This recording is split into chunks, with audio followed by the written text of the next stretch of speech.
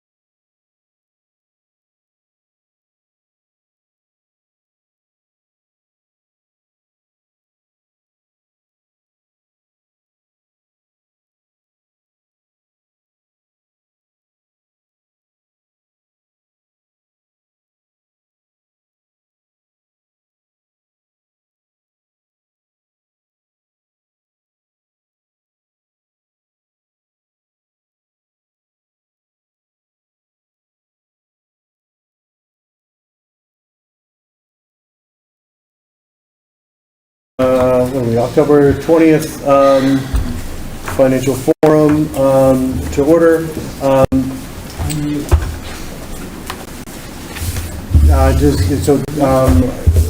Any boards or committees that need to be called to order? Aaron. I'll call the school committee to order. There's 4 of us here, either virtually or physically. And I don't see anyone else. Okay, good. Just give me a heads up. Yeah, I'll give you a heads up for yours. Thank you. Cool. So thanks everyone for for attending the second financial forum. I don't see any of this. And so I think last check stocks were down 6-0, just to give everyone a quick Did you update. say stocks or stocks? Stocks. Yeah. Yes, no, stock market, we're doing okay. The Astros are up 6-0. Yeah. So I want to thank everyone for attending this, this kind of pleasant little, hopefully it'll be pleasant little speed bump in between the marathon that is town meeting. So happy little interlude. I'll just kind of quickly kind of go over. We have normally I wax poetically for a while, but we have a pretty packed agenda, so I'll spare you all of that. We'll basically kick it over to Sharon to kind of review fiscal 21 and 22 revenues, expenses, and free cash. Sharon will also talk about the FY23 revenues. Bob will talk about FY23 accommodated costs. We will have a kind of an open discussion on the use of free cash for FY23. And then, as kind of with that, we'll operating budget guidance from FINCOM, that'll be an open discussion. Kind of along those same lines, and then, which I'm sure it's a pretty popular kind of topic, we'll dive in a little bit deeper into the ARPA funds, discuss uses of ARPA funds, and some of the ideas that, that we've had as far as a working group along those same lines. And then at the end, we'll discuss, kind of the remaining October, any kind of issues with the open October articles, as well as the November articles that Bob does have an update on the November articles. And then we'll finish up. You'll all be long gone by this point, but we'll approve our minutes by that point, which you'll be safe and be long gone by then. I'll just, one of the other things I want to do, I know Tom is on, Tom Oszczewski's on remotely, but I do want to be able to introduce, Tom and Susan Boynton as the new Director of Finance of the schools. Welcome, Susan. It's really glad to have you here. We've talked about it, and now we can say we're still lucky that we have you on board. So you can check the tape. I said it before. It's real. I'm being consistent. I can vouch for that. Thank you, Tom. So again, welcome, and glad to have you. Please feel welcome to. And there's Tom. Jump in at any point. There's Tom. Hi everyone, nice to see you. Thanks, Tom. So actually, I kind of went through the agenda. One thing that I'll do is kind of take things a little bit out of order. We just open it up for some public comment to start. I know there's probably some folks here that want to be able to do that, and rather than have you sit through some of the back end of this, I'll open it up to some public comment. The one thing that I will say, and I don't know if the folks knew this going in, any visitors, kind of non-FinCom or elected officials, if you can just sign in at the table so that we have that. But anyone that wants to be able to, to participate in the public comment, you can basically come up to the podium, and, kind of introductions and do that. So if there's anyone that wants to, to kind of come up and speak, it's definitely open at this point to be able to do. Please, Declan.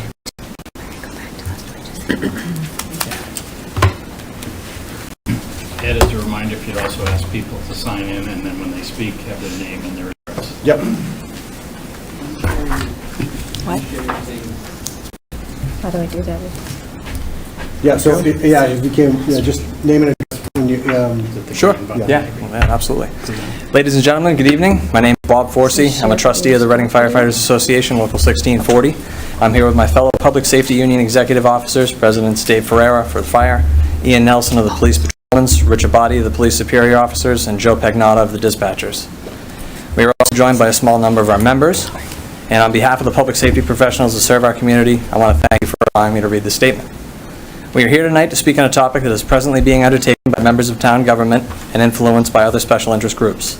That issue being the American Rescue Plan Act, the federal law which was designed to infuse federal monies, not state or local tax revenues, back into town as forms of relief and or compensation due to the COVID-19 pandemic. I would like all of you to think back approximately 19 months past to mid-March 2020.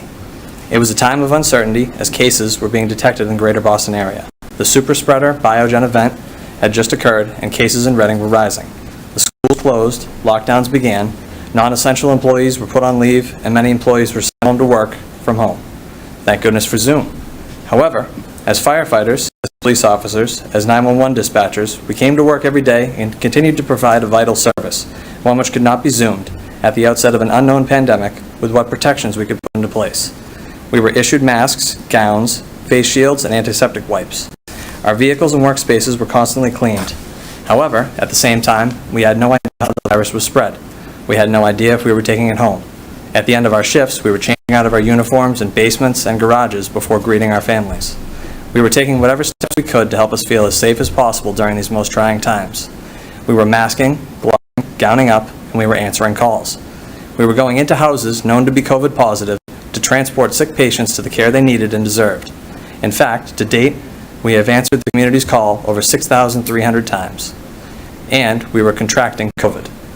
Multiple members of the police and fire unions, as well as their families, wives, children, parents, and even a pregnant wife, came down with the illness as a result of a first responder working in mostly unknown biohazardous conditions. Thankfully, the government, on many levels, had protocols and guidelines to protect other workers while not punishing those that were infected. However, these cases continued to put additional stress on us and our families. Again, while others had the opportunity to work from home, we absolutely did not. One of the key aspects and intent of the legislation is for direct compensation to be paid to eligible first-time responders, the exact individuals we four unions represent.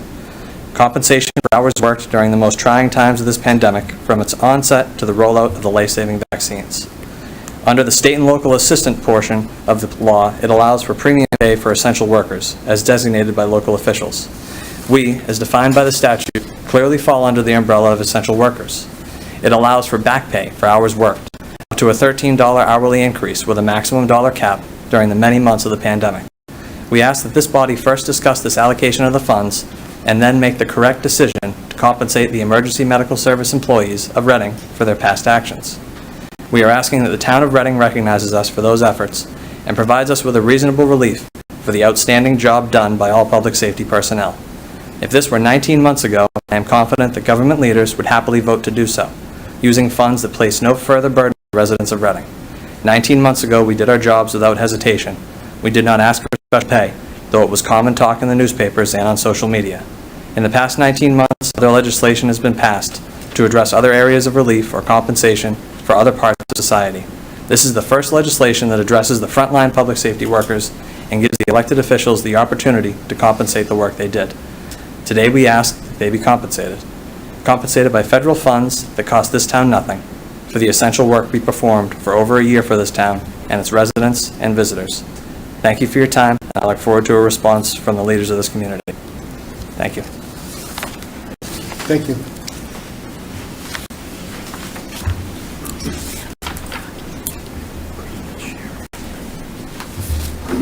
Any other public comment? Cool. Thank you. All right, so why don't we kind of segue in, and I'll hand it over to Sharon to kind of go over your slide, Sharon, on FY '21 and '22. Thank you, Ed. So I'm going to start with giving us an overview of the projected fiscal '23 revenues. You'll note that property tax revenues are projected up 3.6%. That number is derived by taking our levy from the prior year, increasing it by 2.5%, and then adding in new growth. Our other local revenues are projected down by 1.7%. Despite our efforts to reduce our projections for local revenues, some did not perform to even our revised projections, and others surprisingly did. So it was a mixed bag, but one of the bigger ones was our investment income, which was down $169,000 under budget. So that's really what's driving that reduction there.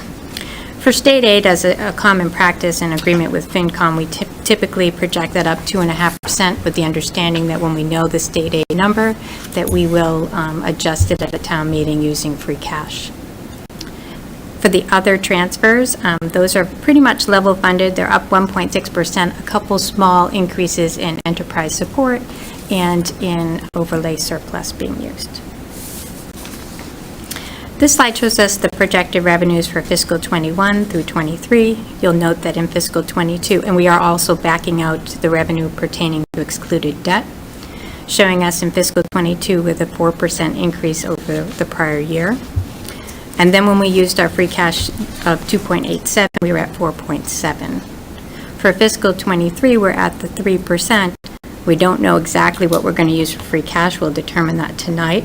But without free cash, we could only be looking at a 0.3% increase in operating budgets.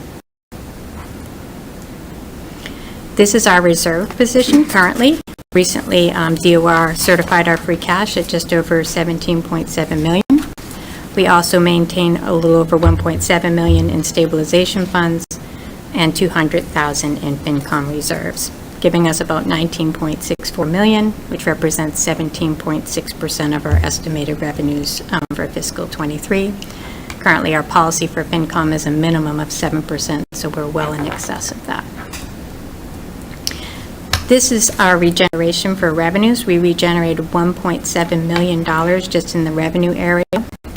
Motor vehicle excise came in $247,000 above projection, which was surprising to me because I gave a presentation towards the end of the fiscal year to Select Board, and I was worried we weren't going to hit projections. In May, we actually got 2 commitments from the motor vehicle of Registry of Motor Vehicles for about $700,000, and we did end up hitting projection. It was very slow revenues. I was really thinking it wouldn't come in with any regeneration, so that was surprising.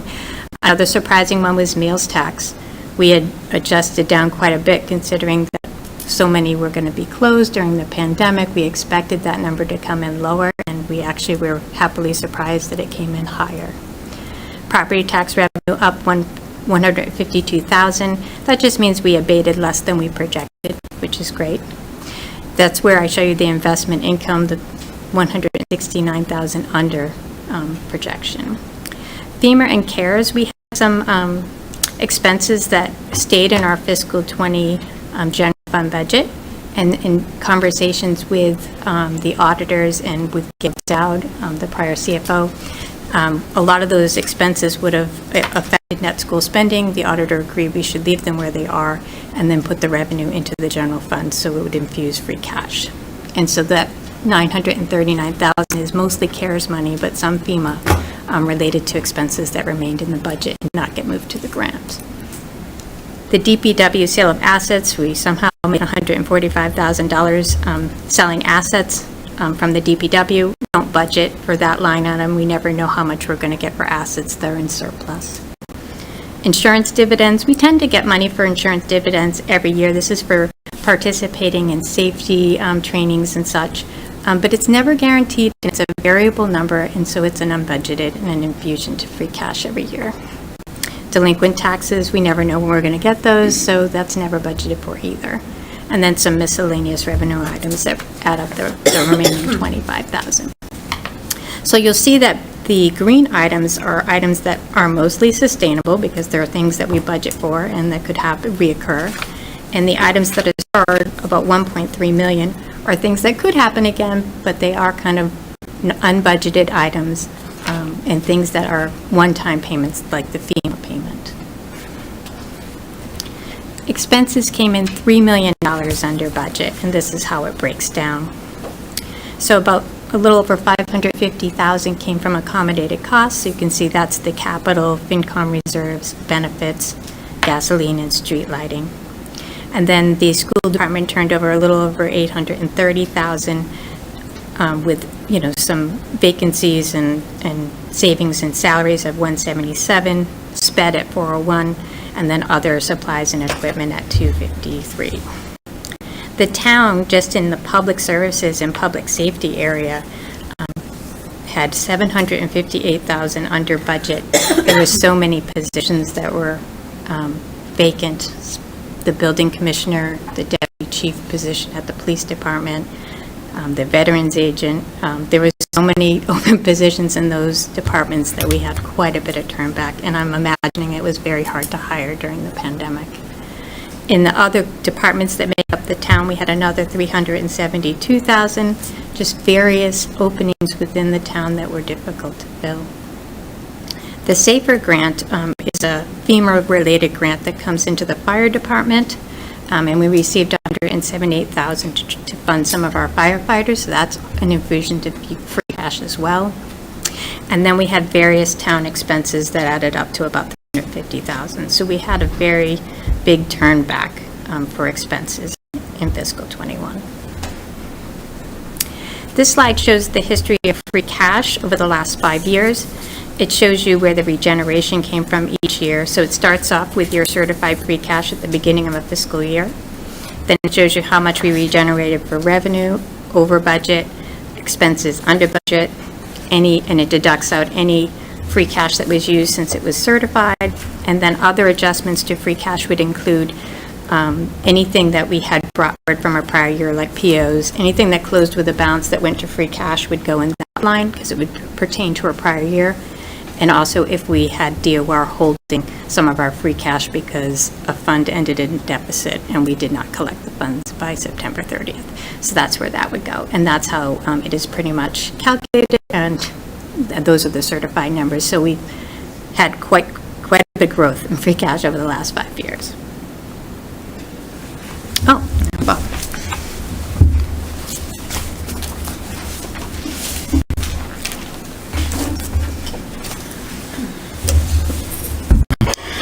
Thanks, Sharon. I also want to add one piece of news that we got. Actually, it was late last night and somewhat confirmed today. In addition to all the data and figures you're seeing today, our new growth is going to be about 400,000, a little more than 400,000 higher than we had in here and had projected. DOR found a glitch in their system. Certainly was a bank error in our favor for a change. And that means that new growth currently and forward for the budget will be $1.6 million, just a little over $1.6 million. Typical new growth was more like $500,000. So I know there's some anguish about some of the construction going on, but we just had a $1 million override in just the last year from our new growth. And it's not just commercial, it's also residential. So I did want to just put that out there, that that's kind of late breaking some good news. In terms of the accommodated costs, and just to remind everyone, Sharon starts with revenues, then we talk about these accommodated costs, which I'll get into, and whatever's left is for the town and the schools to share in some way for the operating budgets. Accommodated costs are up 3.6%. Historically, that's pretty good. It's, however, it's larger than most years' revenue growth, so that's not great. And I'll get into some of the details. You can see some of the lines. Benefits are up. Out of district special ed for 24 is up, but for 23, not so bad. And let me just get into some more of the exact details. And again, we'll look kind of both next year, FY23 and FY24. So benefits are up 4%. You can see some of the driving factors. OPEB is the most discretionary one we have. When the pandemic first hit, we cut that to 0 because it was completely discretionary when we had to trim a lot of our revenue expectations. And it turned out we didn't need to, but at the time we didn't know that. We're projecting and attempting to go back up to 350,000 this winter for next year. And given that news today, I think I'd like to bump that up to 500,000 with some of that money that just sort of fell from the sky. And then from then on, we can hit the $500,000 level and stay there for a while. For anyone new to the discussion, the philosophy is that once the pension fund is fully funded, and that goes from an amount around $6+ million down to less than $3 million, to direct some of those savings, maybe most of those savings, if you will, to OPEB, because OPEB is not fully funded. Funding $500,000 a year is somewhere around 25% of what should be funded. So we're falling behind slightly, but a lot of communities are still doing nothing, so something's better than nothing. I think the retirement date is now, is it like FY29 or give or It was take? 2029, it's moved out to 2031. Okay, so it'd be someone else's problem. The other costs really aren't significant. I'll certainly mention health insurance, as was mentioned Monday night at town meeting. The town and the employees received a 1-month holiday where the no premium was charged for the month of July. So if you just do the math, that's an 8% savings. That's almost $1 million, not quite in the general fund, $700,000-800,000. Town meeting voted to use half of that on Monday evening, and we'll have the rest of the half to use some other time. That, however, does not change the baseline cost for insurance. That's just a one-time refund. But we are projecting a pretty small increase, just less than 2% for next year. We do have, in addition to the premium holiday, we do seem to have some surplus built into there. But as Sharon mentioned, with so many open positions and people coming and going, and I know, school teachers, some of them were able to take some time off at reduced pay. Some substitutes came in, so it's really hard to pinpoint what the run rate is for our real employees for health insurance. But we think we have a handle on that, and we think that the increase of 2% or less than 2% is adequate.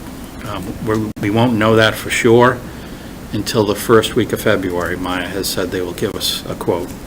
So we'll carry this, I think, until we know better. None of the other figures are particularly interesting. I'll spend a little more time than usual on capital and debt. This is just a quick summary before I do that. Next year, we're looking to reduce the actual amount of total spending on capital and debt, and I do want to come back to that. There is more debt, as was discussed Monday night, and I'll certainly get into that, going from $2 million to $3 million, however, we're reducing capital spending by more than $1 million. And just to pick on a single line item, if you'll recall, in last year's budget, there was $1 million for a fire truck classified as capital. So that's pretty easy not to need to repeat in the second year. So spending $2 million or $2 million plus on capital is fine. I do want to get into more detail, though, because there is still a lot of business in front of town meeting. And I want to spent a little more time on FinCom and their policy and what they've asked us to do for a few years. Yeah. Sorry, Karen, Carla and Ann are now on. Oh, okay. Thank you. Okay, I would like to call the select board meeting to order. We have members Ann Landry and Carla Byers joining us remotely, and members Chris Haley and Karen Hurd joining in person. Thank you, Ed. Not at all. In front of you, slightly small print, the FinCom 5% policy of please spend 5% of your revenues on debt and capital. As you can see, in the current year, just over $5 million, and it grows to $6 million in a few years.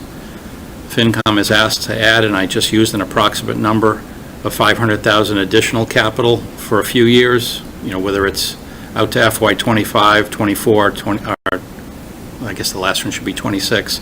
We're not really sure, and it doesn't really matter.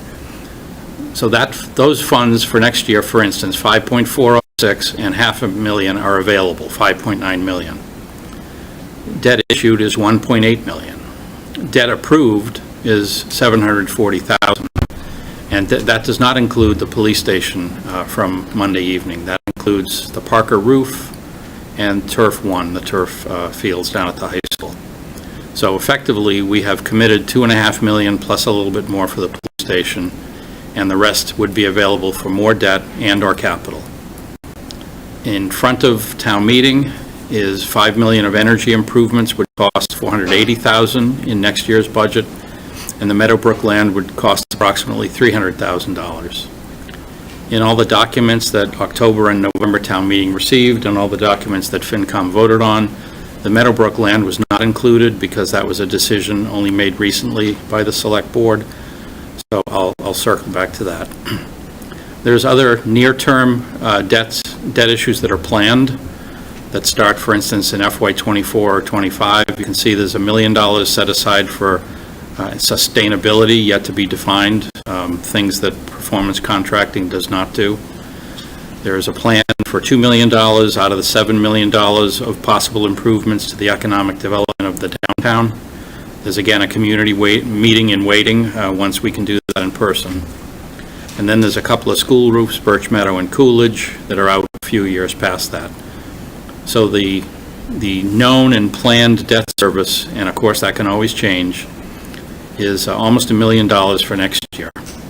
That would mean the total debt, if you add all those up and everything passes and goes that way, it's about $3.5 million. And recall there was just under $6 million to start. And you can again see the pattern of debt. There is no other debt that I'm aware of that we would have to borrow for the general fund other than what's on this list. And so this is the first line is what's left over to spend on capital. And again, definitely a decline from the current year to next year. Next year would be $2.4 million. The then balanced capital plan FinCom got for October and November town meeting is now not balanced if all those things are approved. And again, that's the Meadowbrook land that came in a little late.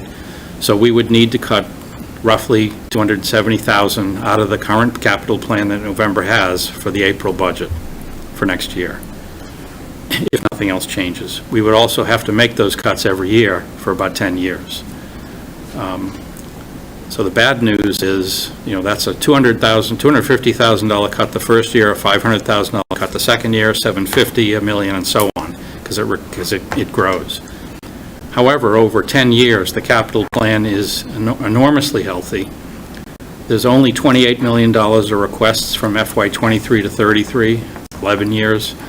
And the projected funding of those capital, given all the data I showed you, given the revenue projections that Sharon has, is $41 million. So there's about a $13.5 million excess capacity for debt and capital in the next 10 or 11 years.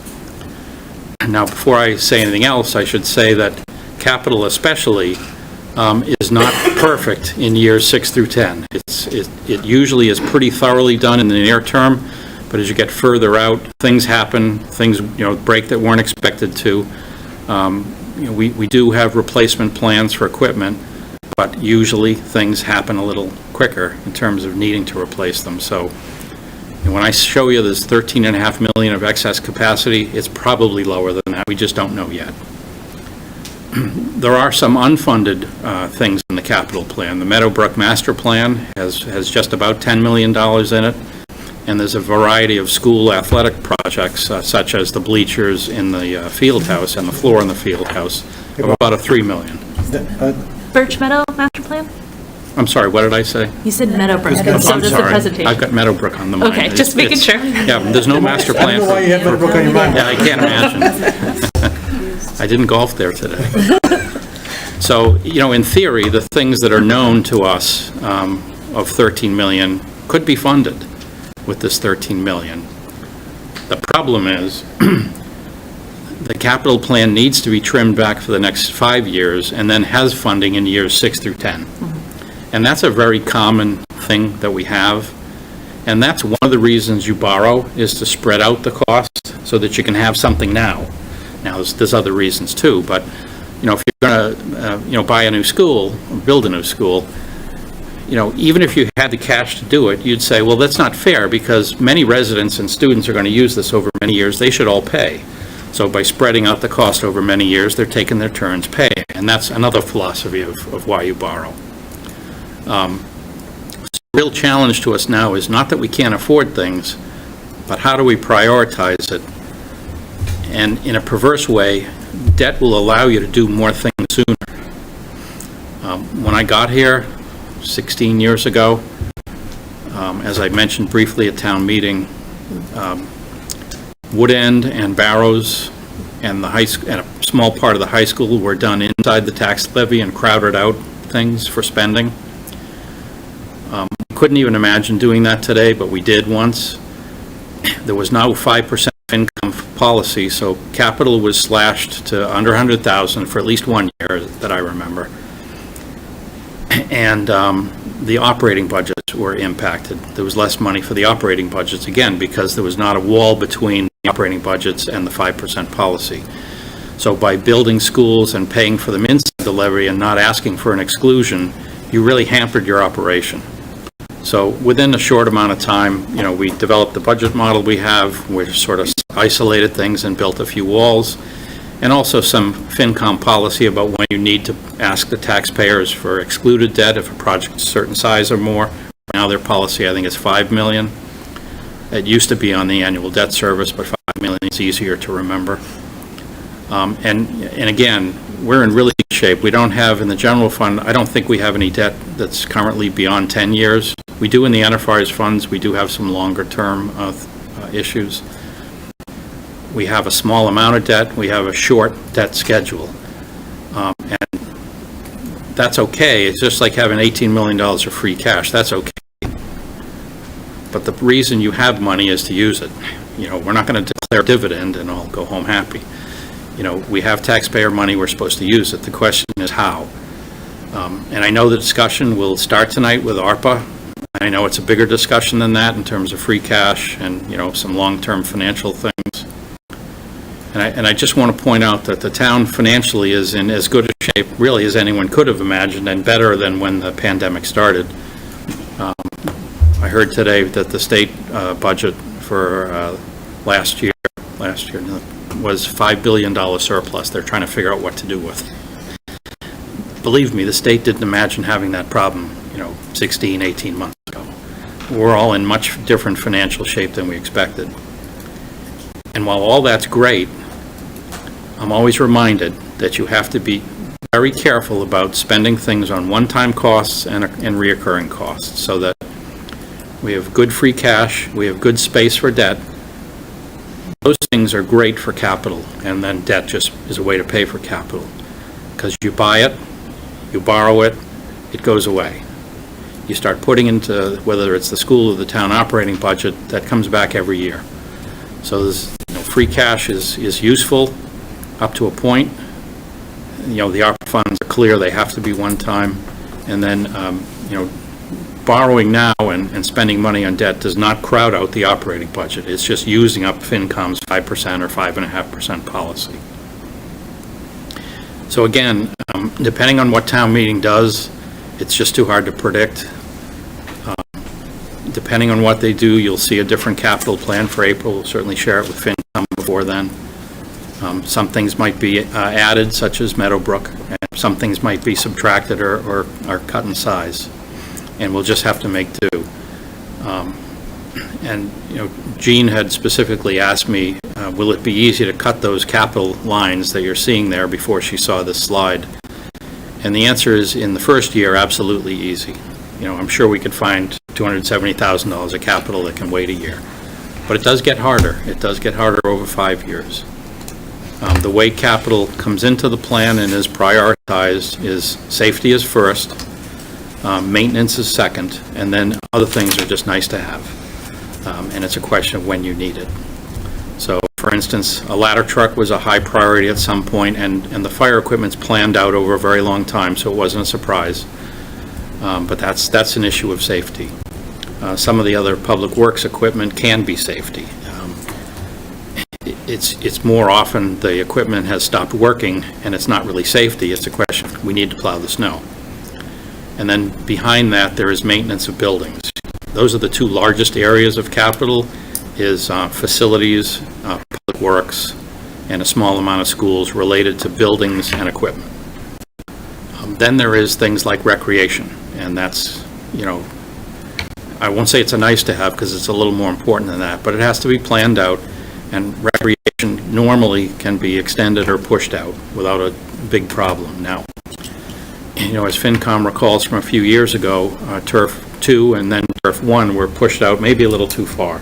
And, you know, you took a firm stance saying, okay, you got to take care of these now, and they were, or they will be. So not all recreation capital is treated the same, but I would say new recreation things that we don't have, such as another turf field somewhere, is definitely something that there's just no urgency. You don't have it. You'd like it, but you don't have it.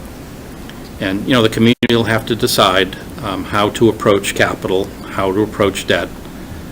You know, and everything goes through FINCOM and then goes through town meeting. It's pretty transparent. And I know it's somewhat of a complex discussion because it can get emotional depending on the specific thing you're talking about, but it's really important, especially for FINCOM, to think of all the things I've said in terms of strategic planning and not the specific item that you really want now instead of wanting it later. Before you move on to that slide, the bottom says the Meadowbrook was not factored in, but I thought I saw something for Meadowbrook on the previous slide. Yeah, it's listed here, but it's in no other document that you've seen or have in front of you. So it's not in the capital plan for October. The November warrants reports have been printed. It's not there because we didn't know. So FINCOM has not voted on Meadowbrook. You know, But it's, I mean, the 300. I listed it on this slide. That's Right, the only not place in it is. But when you go to the next slide, you say that the That remaining. you should say Birch Meadow on that one.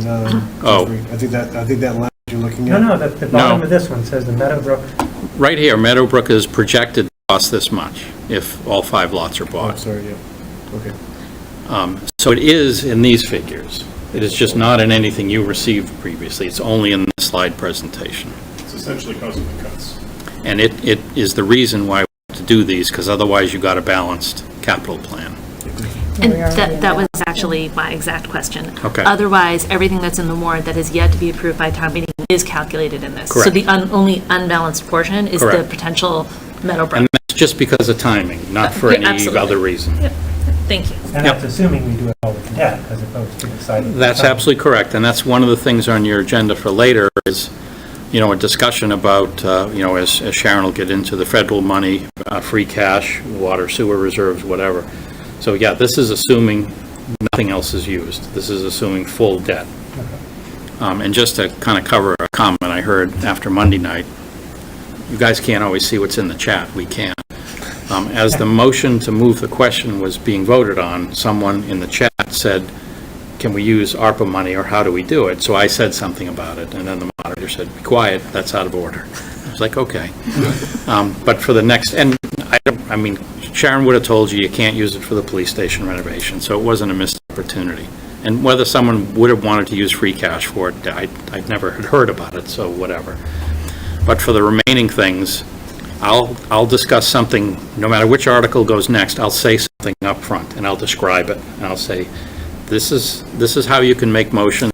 Article 9 has a motion already written that way, because that was specifically requested. But any of the debt exclusions can use other sorts of funds, and there's a motion for all that. You know, and we'll be able to accommodate that. And just to talk a little more, because Gene asked another interesting question today, and someone else asked it a couple weeks ago. What we have to do, when town meeting authorizes $1.5 million for the police station, we go out and borrow $1.5 million for the police station. Once we borrow it permanently, is called, we can't refund it, we can't call it back, it's there.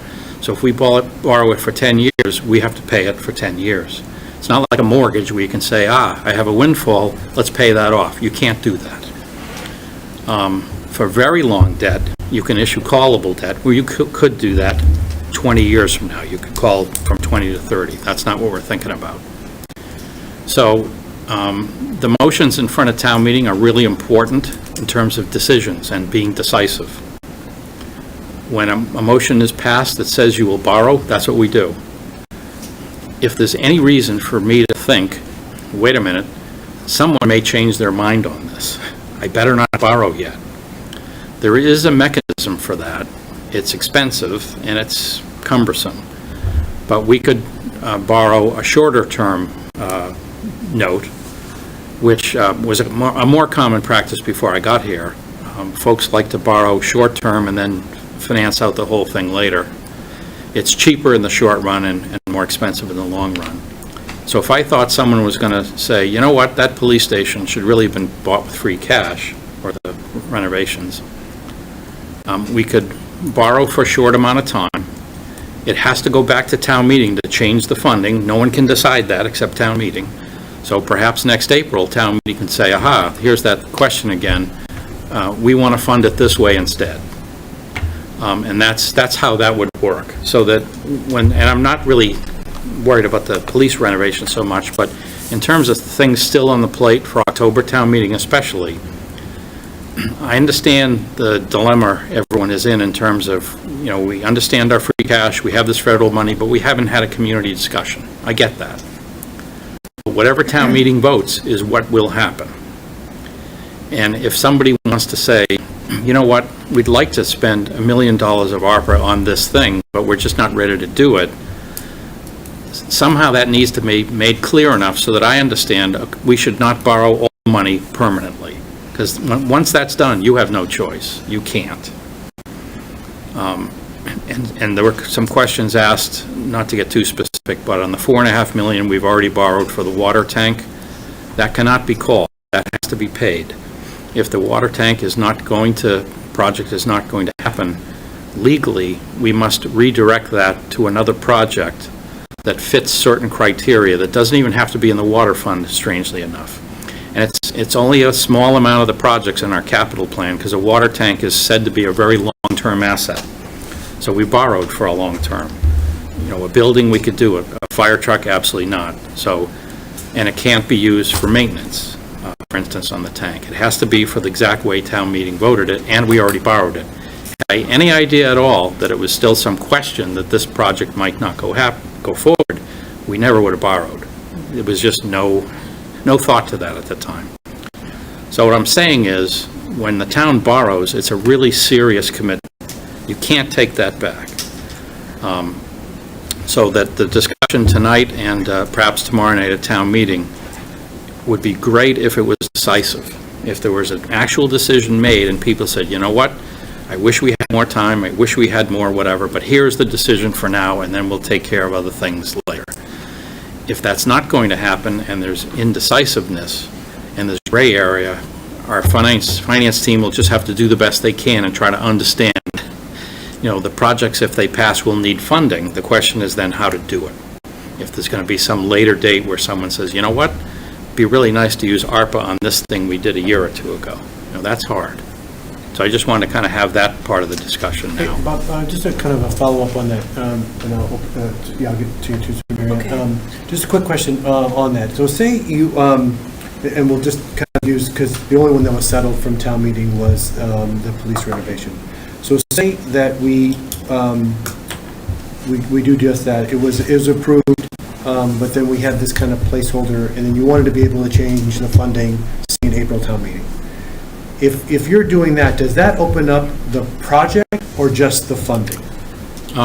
That depends. If we borrow, then that only opens up the funding. So if we say, okay, we got permission, town meeting said yes, and that's what they did. Yep. We're going to start the project, but we're going to borrow short-term because we don't know yet what the financing should be, then that's the way you do it. And based on what town meeting voted, that's what I would interpret.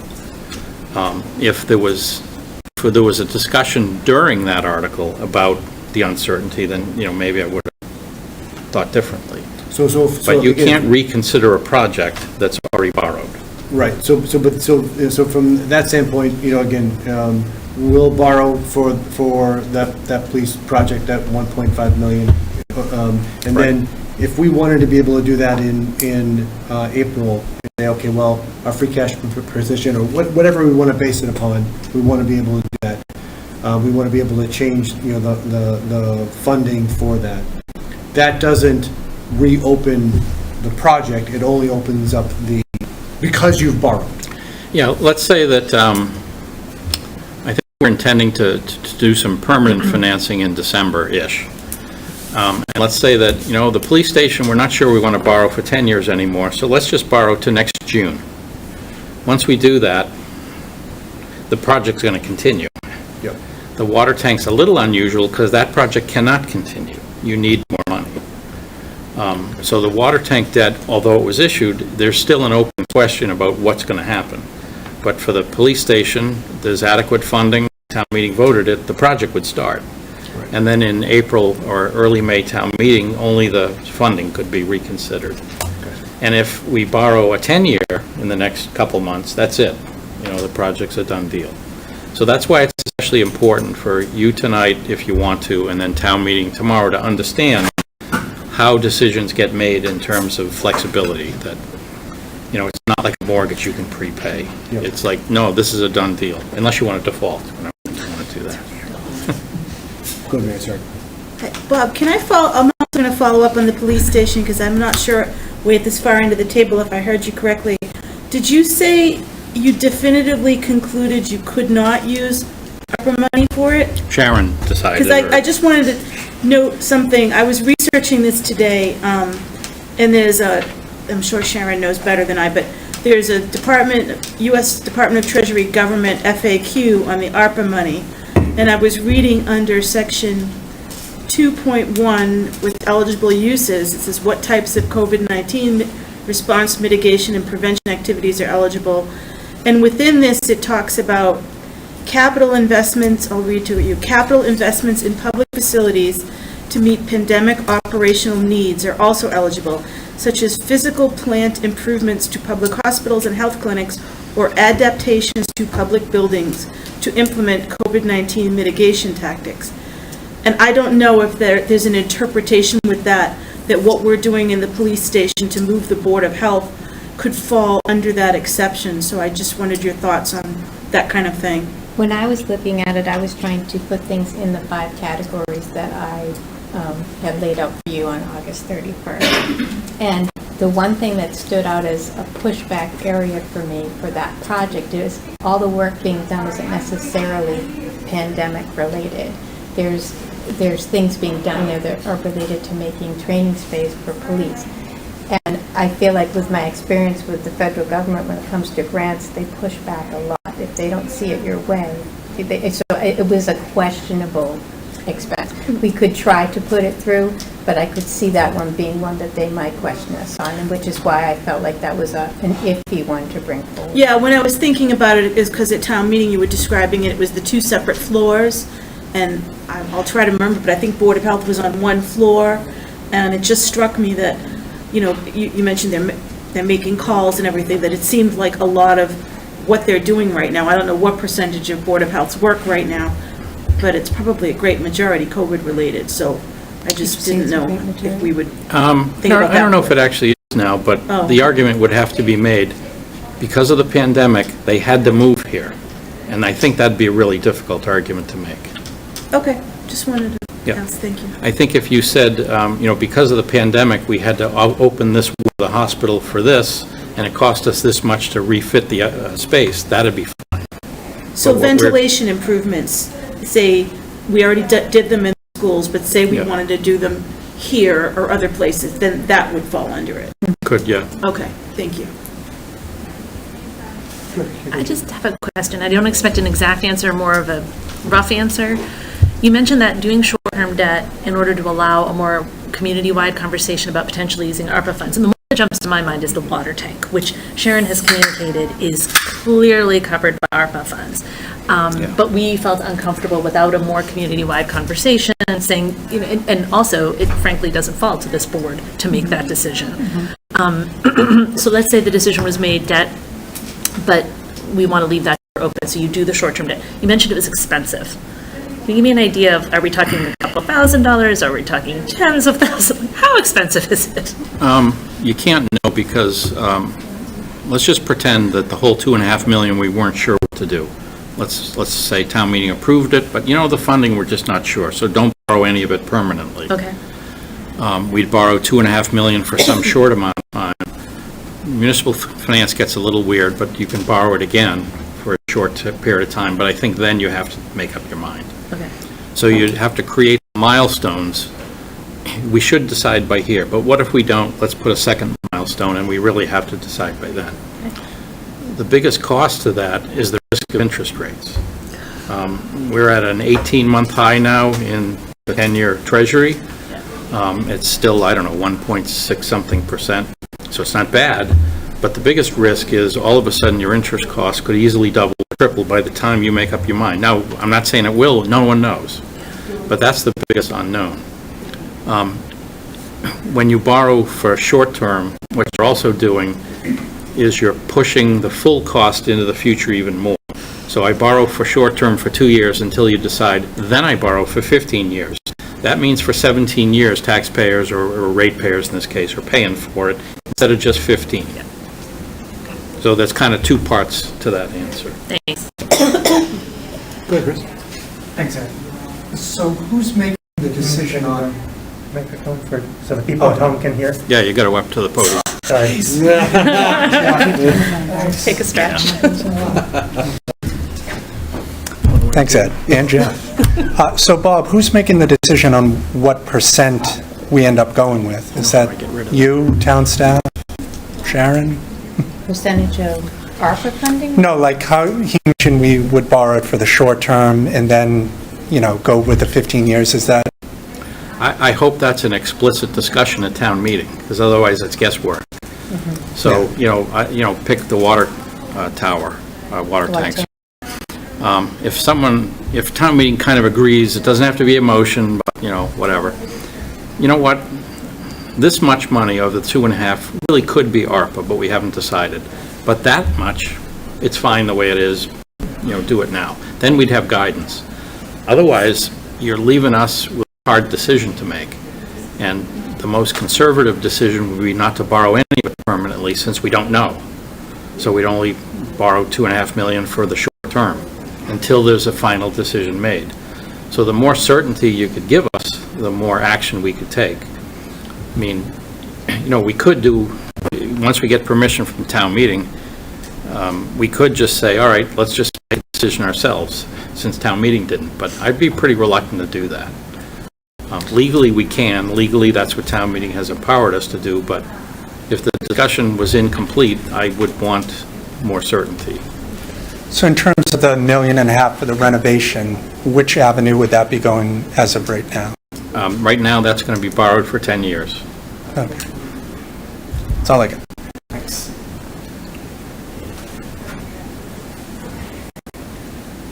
So, yeah, just to confirm, are you saying then, Bob, that the town meeting then, if it decided on the water tank not to approve Article 7, that it could not subsequently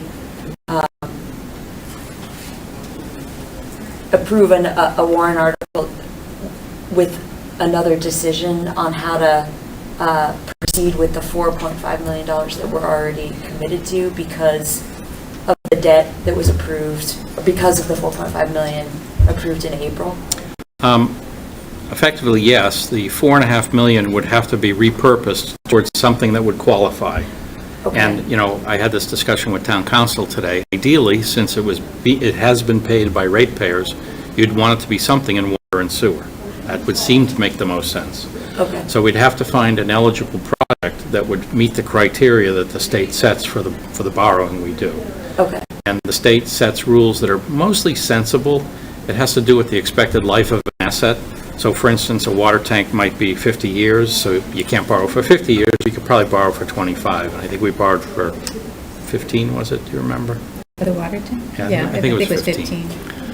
But not a lot of things you're going to borrow for would qualify for 15-year debt, so it's not an easy thing.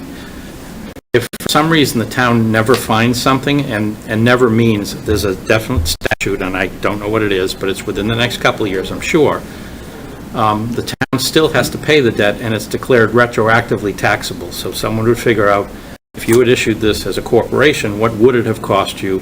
You got to pony up those interest rates now. And it gets very complicated in addition to just costing you, hundreds of thousands of dollars. Now, town meeting can make the decision, let's point that $4.5 million to this thing instead. Right. Sewer stations. Yeah. I'm not sure what in water would qualify, but probably some water main work that's not thought to start for a few years or several years. So there probably are alternatives. Everyone will study it again.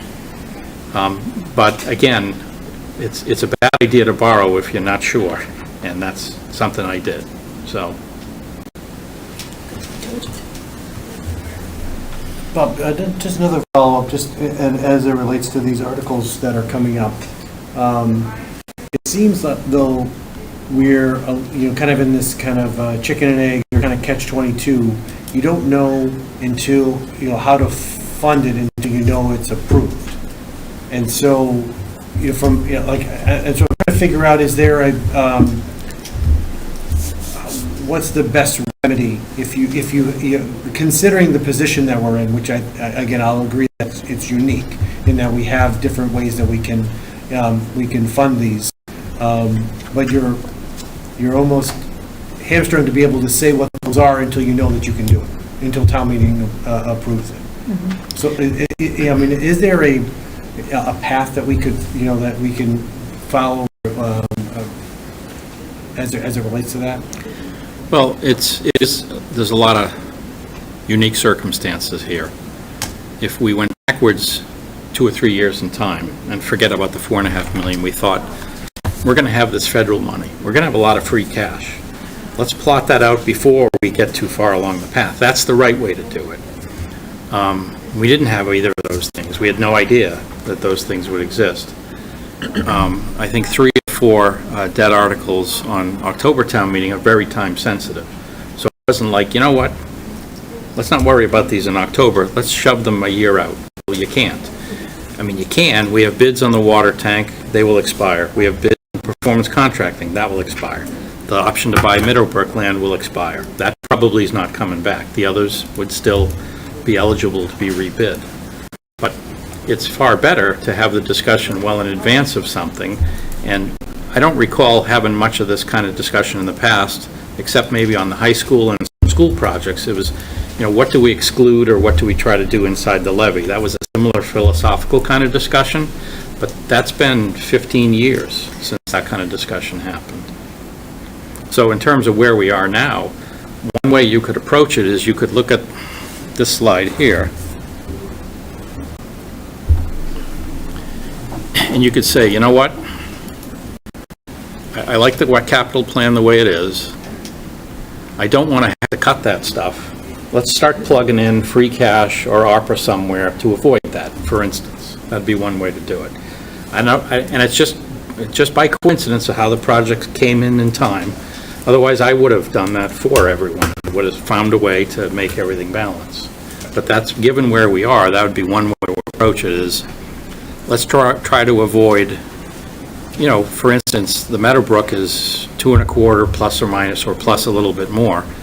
Let's find $2.25 million worth of general fund debt, and let's find another way to pay for it, and then the capital plan in the books is okay. Just to be simple. That'd be one way to do it. Does that answer? No, it does. It does. I was more thinking about it like, does it make sense to do it based on the articles that we have up in front of us, or is there a way to be able to handle those articles differently. Granted, it's already printed and everything else. Obviously, you can amend them, from the floor, but it's Yeah. tough to amend them until they're approved. If everything gets approved and everything is debt, which is certainly one option, the other choice you could have, well, you could add even more free cash in the budget towards debt and capital. You've already put in another 500,000, you could put another 500,000 or whatever. Or you could also look at these things that have not yet had much full discussion. These 4 capital plans, including 2 roofs that are 1 or 2 years away, and you could say, you know what? Before we borrow that money, we better figure all this out. We've just put ourselves in a bit of a box by borrowing all this without having a discussion. And it's not a terrible box, but, it's just a bit of a tricky challenge. And say, you know what, we don't want to take on this much debt service. We need to find other sources. But, it's good that you still have this possibility for tomorrow night. Imagine if you had got free cash and federal money like in February next winter. Then you'd be thinking, oh boy, I wish we had had that discussion. Any other questions from me? Go ahead, Chief. The possibility of borrowing short-term to allow some discussion about things like ARPA funds, free cash, whatnot. How short is short-term? Could it be through November 2022 town meeting? Yeah. Okay.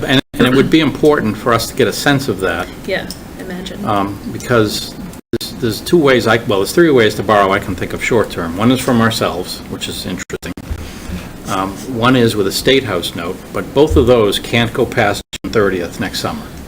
The other is to go out to the public markets or a private market and say, you know what, we want to hit this date, whatever it is, past June 30th, and we want to borrow to that date, and then we'll make another decision on what to do next. Okay. So, one possibility is borrow to next December 1st, a year from now. Yep. And then figure out, sometime between now and next November, we really got to figure this out.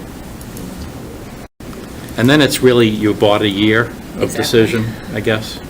In the nice, if I may, the nice thing about that is the ARPA funds, that would be December 2022. 2 years before you. I know we have a little bit more time on ARPA, Yeah. but not a lot more Not time. a lot, So no. it kind of works, I think, with the decision-making timeframe that ARPA needs. Yeah. Yeah, the ARPA decisions seem like a long time. They are not at Yep. all. Yeah, I agree. So, you want to move on to operating budgets Yeah, for please. the winter? Yep. So again, excluding the good news I gave you earlier, which we can work on.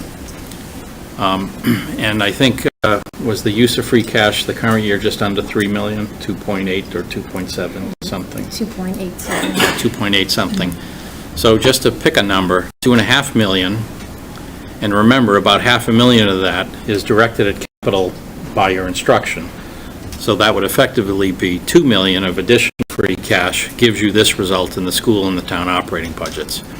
I started as low as 1.5 just because, for years and years, you've been very comfortable using at least $1 million in free cash. And, quite often, quite a bit more. So that just gives you guidance, anywhere from, 2% to 4% for operating budgets. And historically, except for the pre-override and post-override years, 3 to 3.6 or 3.8 were typical.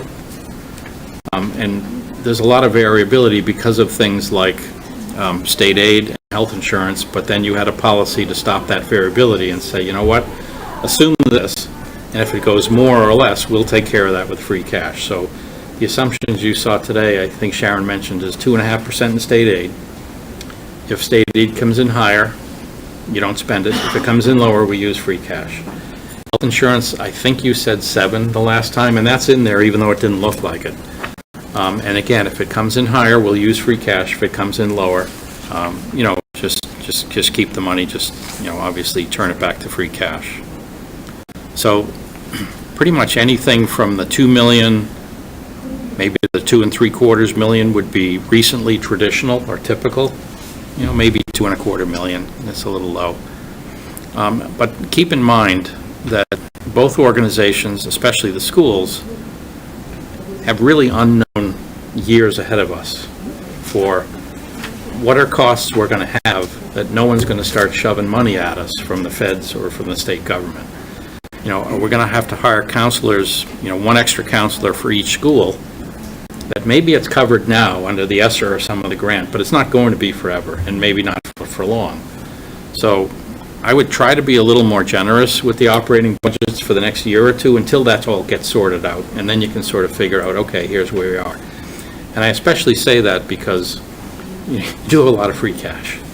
And as Sharon showed you, even historically, the regeneration has been pretty good. Yet last year was unusually good because we couldn't hire anyone. But it's been, $3 million, give or take, for a few years now. And we keep saying, Eureka, this is a one-time thing that will never happen again, and it doesn't. And next year, something different happens. One thing that the organization is really good at is not spending money. You will not find that in other towns and cities, especially cities, because the way we do it internally on the town side is department heads are not incentivized to spend money because then next year they'll get the same baseline. Right. They're encouraged to save money because they'll get the same baseline, but will have even more cash to spread around. And that's a subtle but really important distinction. Yep. Most of my peers spend all their money because they're afraid if they don't, the finance committee is going to come back and say, see that? Again, you didn't need all that money, so we're going to cut you back. And believe me, municipalities can find ways to spend money if they have to. And we just never wanted to do that. We spend the bare minimum every year. And I think it's important, once I go, that philosophy continues, that you don't change. You know what? If you're not going to spend the money, FinCom's not going to give it to you. I think that's an important thing to keep, and that keeps the spirit of Reading going. Yeah, I mean, my thought on this free cash use, and it was something I was thinking about, as we were kind of talking about, kind of coming out of, the pandemic, is that, you almost want to be able to kind of leave yourself a little bit of a shadow, because you don't quite, it's not, we kind of fell into it in a hard transition, but I think the transition out may be slow, kind of a slow climb out, and so that, to your point, that might be the best way to be able to, that was kind of my thinking about it, is that, not to go back necessarily to historic levels, but maybe still be, kind of more on the generous side, because there's still a lot of uncertainty, that's ahead of us. Yeah, and if you wind yourself back a couple of years pre-pandemic, I think we were talking about Turf 2. You said, you know what, interest rates are so low, we really got to take some extra capital and borrow when we have to quickly. And that was the reason you guys added more money. It wasn't so much a financial, we have a lot of cash, we have a lot of free cash. It was, you know what, interest rates are historically low. It'd be awfully good to take on whatever debt we need and move that along. And again, how many years you do that is totally up to you. But it's planned for at least a couple more. But as you can see from the capital plan, once you borrow, you can adjust the capital plan to do whatever you want it to do, even go to zero, but you got to pay your debt. And you also have to think about what are the long-term costs are out there and when might they hit. So we talked a little about the vocational school. That's going to be approximately $250,000. I think it starts in 3 years if it goes through. Later I was going to tell you that 2 towns so far have voted it down, so that I still think we should go forward with the town meeting article in November, but it's not necessary anymore.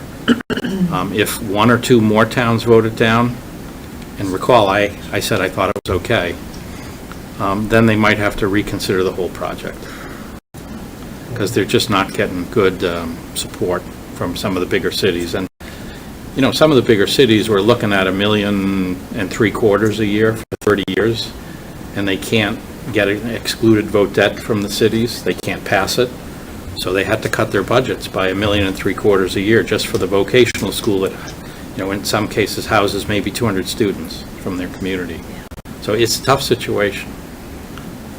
You've seen on the capital plan other longer-term big projects. Killam's certainly on the list. There's a couple of other smaller ones mentioned.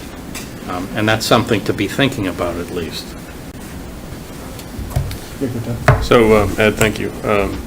Just wanted to check with Susan real quick before I said this to make sure I wasn't out of line necessarily, but you may remember, I think, Ed, you were at the meetings when we were talking about this at the end of the year when we put forward our plan to use the ESSER funds for this year.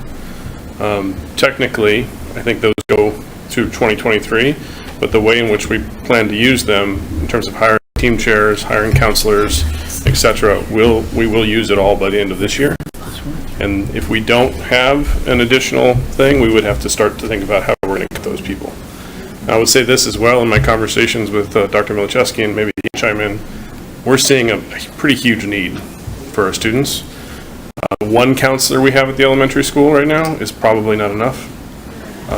That's really where it's hitting pretty hard. So if there's anything we can do to think about how we can, help in that, whether it's ARPA, whether it's free cash, whatever it may be, that's a pretty large need we're seeing.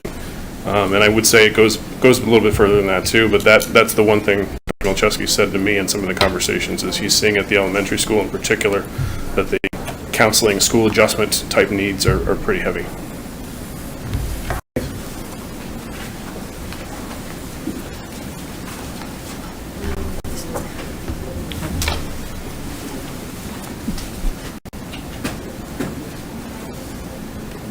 Tommy, did you want to jump in too, Tom, or? He's muted. Well, I'm happy just to build off of honestly too. I think I've shared with many members of the community that while there's so many great things happening in our schools, I think we're realizing that right now just the level of student need is intense and more intense than I guess a lot would have anticipated at this point in the pandemic. And we think about, I think we were ready or anticipating some of the academic needs. We're just seeing the social and emotional needs to be tremendous across the board. We have students who are really, really struggling, and a lot of that due to just the impact of the pandemic. And that's all the way from pre-K up through 12. So I think, as Tom shared, we're looking at some of the structures that could be helpful. In that, for example, looking at having only one counselor spread across the 5 elementary schools, we think is a challenge for us right now. I mean, the social and emotional needs of students. And then on the other end, we were also looking at even at our high school and how is our high school structured in a way that allows students to explore paths that are of interest to them, find things that, for example, if students are interested in vocational opportunities or maybe interested in, computer science programming or maybe interested in sort of roles or internships in the community or expanded AP offerings. We feel like right now, with so many students struggling at the high school level, we're thinking about ways we can diversify and increase programming to better meet the needs of students. So again, I echoed Tom with just the level of student need right now is heightened and intense, which I think is really challenging us to think creatively about how we structure to build our schools and make sure we can be responsive to student needs, both academically and social and emotionally. Go ahead, Bobby, sure. I'll leave Tom, and I think I'll partly speak for him, although he wouldn't want to say this, but the other thing we're really faced with is employee wages and employee hiring and retention. As you've seen in the schools, hiring enough people to serve lunch has been a challenge. We had a difficult time with crossing guards. The union spoke out tonight, rightfully so, for what they've been through. The employment markets are very strange right now. It is really hard to hire people. Partly for pay, partly for benefits, and partly because people don't necessarily feel like working. So it's a whole new sort of environment, which is why I asked for that pay in class for the non-union for the next town manager. So, if inflation comes back the way it seems to be ready to, that's always been the number one enemy of public sector with Prop 2.5. Prop 2.5 doesn't change when inflation is 7%. But if employees want wages that are 7%, oh boy. So that's another thing in the background is, we're not seeing it in a horrible way yet, I don't think, for the town and the schools, but it's out there. No, go ahead, man. Can I ask a question of Dr.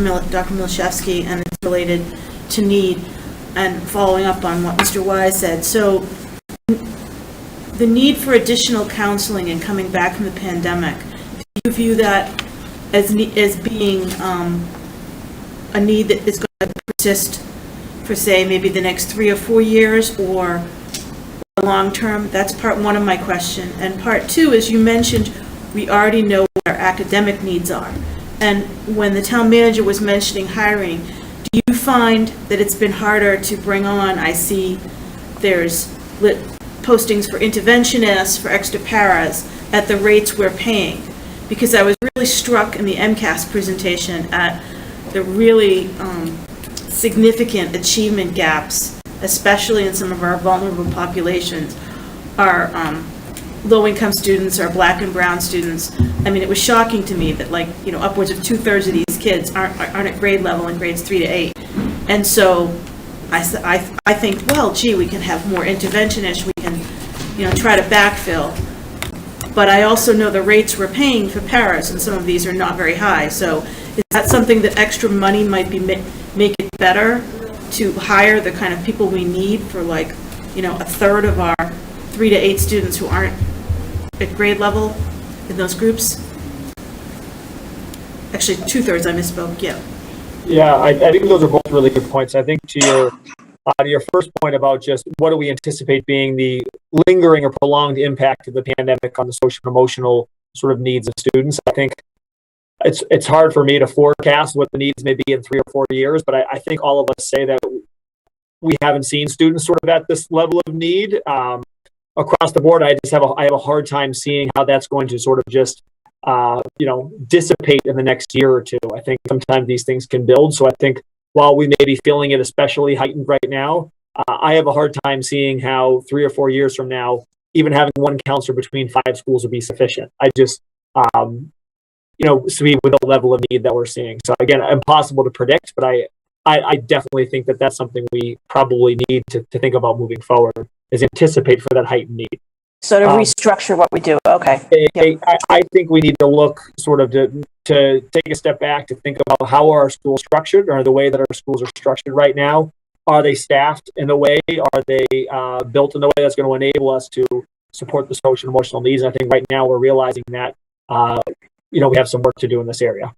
I think to your question about just the pay, we've had a really hard time filling some of the positions. I think as Bob was saying, in paying some of the lower wage roles around paraprofessionals, substitute teachers, cafeteria staff, we have not been able to consistently come up with a strategy or an approach to be able to recruit or retain in those roles. So I know we're not the only district that's facing that. I think that's a sort of a nationwide issue right now, but we're definitely feeling it.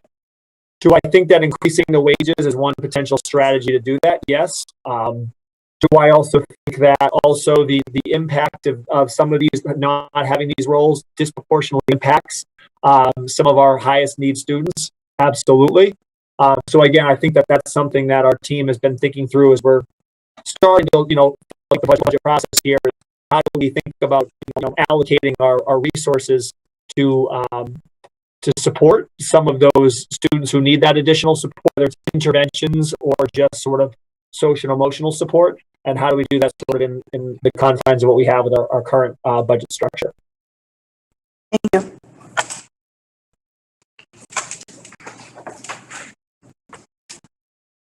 Any other questions? Actually, Bob, can you go back to the slide Sharon showed with the free cash usage over the last 5 years? Yeah. You have to share that. Will you go? Yeah, I gotta find it first. Is that That it? shows the usage. Yeah, okay. Thanks.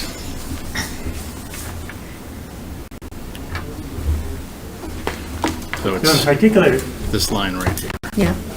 yeah, so the percentage that we're showing to be similar to FY21 is at almost 3 million a year. I said 2.5 was kind of an average when I Okay. looked at all All right. that.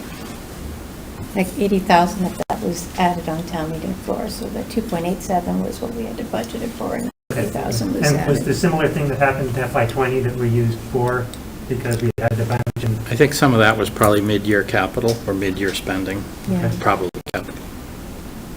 I can't remember Did we do ever modulars? doing more than 3 million in a single year from the start. In fiscal 20. It could have been a million, yeah. I mean, I Fiscal remember 20 a was long the time ago, we modulars. paid the school lawsuit, but The Some of it was, settlement. some of it was free cash. Yeah, I And think that that's was the only further, time that I remember 17, yeah. coming mid-year. Yeah, yeah. but fiscal 20, I think it is the modulars that's in there. Okay.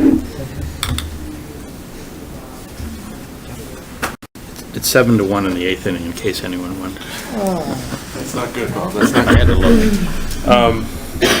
Real quick, one more thing, since we've kind of gone back to the capital and whatnot, just to make sure everybody's on the same page, and again, Dr. M can add to this. We have been selected for the senior study phase for MSBA for Killen. It doesn't mean we've made it to the point where we're going to go too much further than that yet. We won't find out until early December or March, give or take. But just when you think about it from a capital perspective, from a borrowing perspective, it might mean that next November we're coming to ask for up to $2 million for the design phase, if we go through that, and then potentially having a mandate on for either April or a special election sometime later if we go all the way to the end for 80, 90, 100 million, minus whatever the MSBA number is, if we make it that far. So there's just something to think about when you think about the forecasting of capital to put out there. Quick question on calendar, 2023, April. Not within 5 months from yes, now. correct, correct. Yeah, so November 2022 is the likely time we would come asking for the design count, which they say ask about 2 million, give or take. And then if everything goes well, it could be April 2023, it could be November 2023. I think we actually have a pretty large range of time in there. It might even be April 2024 when we come back and say from the town, all right, we're ready, here's the Killam design. Of course, we would have gone through all the public meeting discussions about what to look for and all that kind of fun stuff by that point, and really built the groundswell of what we need for that. But that's just timing to think about it from I think it's an important thing. I think we all know about it, it's there, but we don't know necessarily kind of where it fits into the calendar. Right. And it's not included in that current forecast as it is, where that shows the 271, Yeah, get breaks right now. And I think it's an important thing, because I think everyone thinks of it as going to be, kind of a separate thing you take, but there is an interim step there. The interim step is the 2 million that we'd have to figure out how to fund, whether it's free cash, whether it's debt service, whatever, we'd have to figure it out. So. Yep, no, it's good. That's a good point. Thanks. I think you do a short-term borrowing and then you do override or exclusion.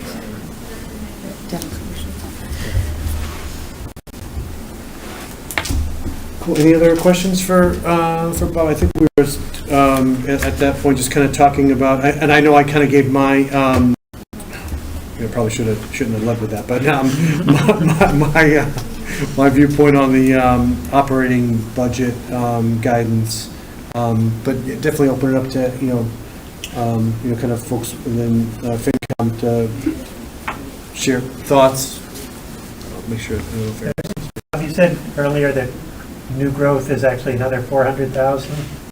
So what does that look like on the operating budget? I mean, is that if we had 2.5 million and we had 400,000, then?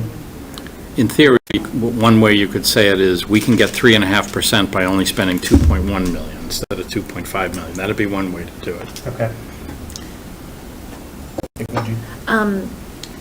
Just clarifying, new growth is sustainable moving forward. Correct. Because I had a little moment of like, oh, we should cut whatever we're going to do by 400K, except it's sustainable. That becomes part of the baseline. So I think that's kind of just pure good news. Yeah, it is. I'm not sure But how much it's that's good going to that weigh into my decision on It's this. good that in Reading, you're trying to find the dark cloud. Unlike the Red Sox score, that's good news. Yeah. Okay. And there's more to come. I mean, that only captures what we saw 6 months ago in the ground, and there's still a lot going on. Absolutely. So there's a couple more years of good news, even if nothing else new starts. Good. Any other comments, questions as it relates to free cash? I mean, so, Yeah, I don't gotcha. know, Tom, do you have any idea of what it is you're looking for at this point? I mean, 3.5 is typical, but are you saying, no, actually, to do those counselors, we need 10%? I mean, I hope not, but, what is it? I mean, are you going to be happy with 3.5%, or do we say, no, really, we need to do? That's additional.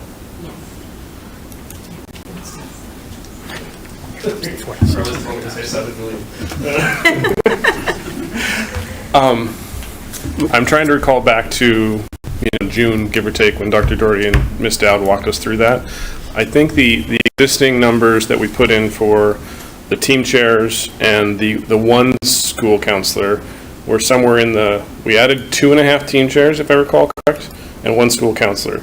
So you put those numbers together, you're like 300,000. And talking with Susan just now, we're thinking to bolster the team, the school counselor stuff. It's another potentially 600,000. So If you use those numbers, that's a $900,000 increase to our operating, because ESSER wasn't obviously part of our operating this year. So what that percentage is, I'm not sure, and it looks like Tom might add into this as well. He might have more back of the envelope numbers than I do. These are very, very rough, not firm in any way, shape, or form, so just putting that out there.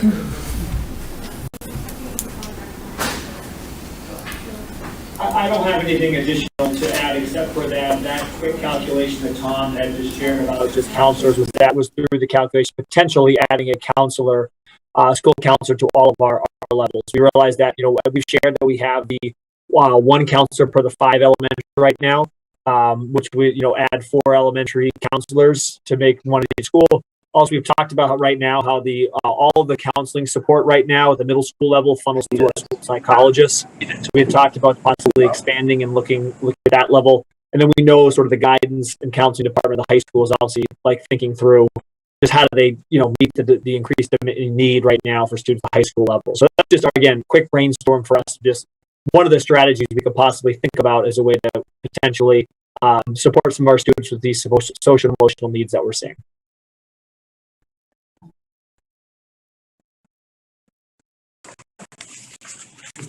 Yes, I guess, Bob, a question on the stabilization fund. How has that historically been used? Maybe it's a rainy day question, but in terms of how much in there now versus historically, and could we fund it? There's 1.7 million in there. It's never been used. Historically, it's been used to deposit money, and that's it. Yeah, we just put money in. But is there any, could we reduce that, though, I guess? We could take money out of it. It requires a 2/3 vote. Yeah.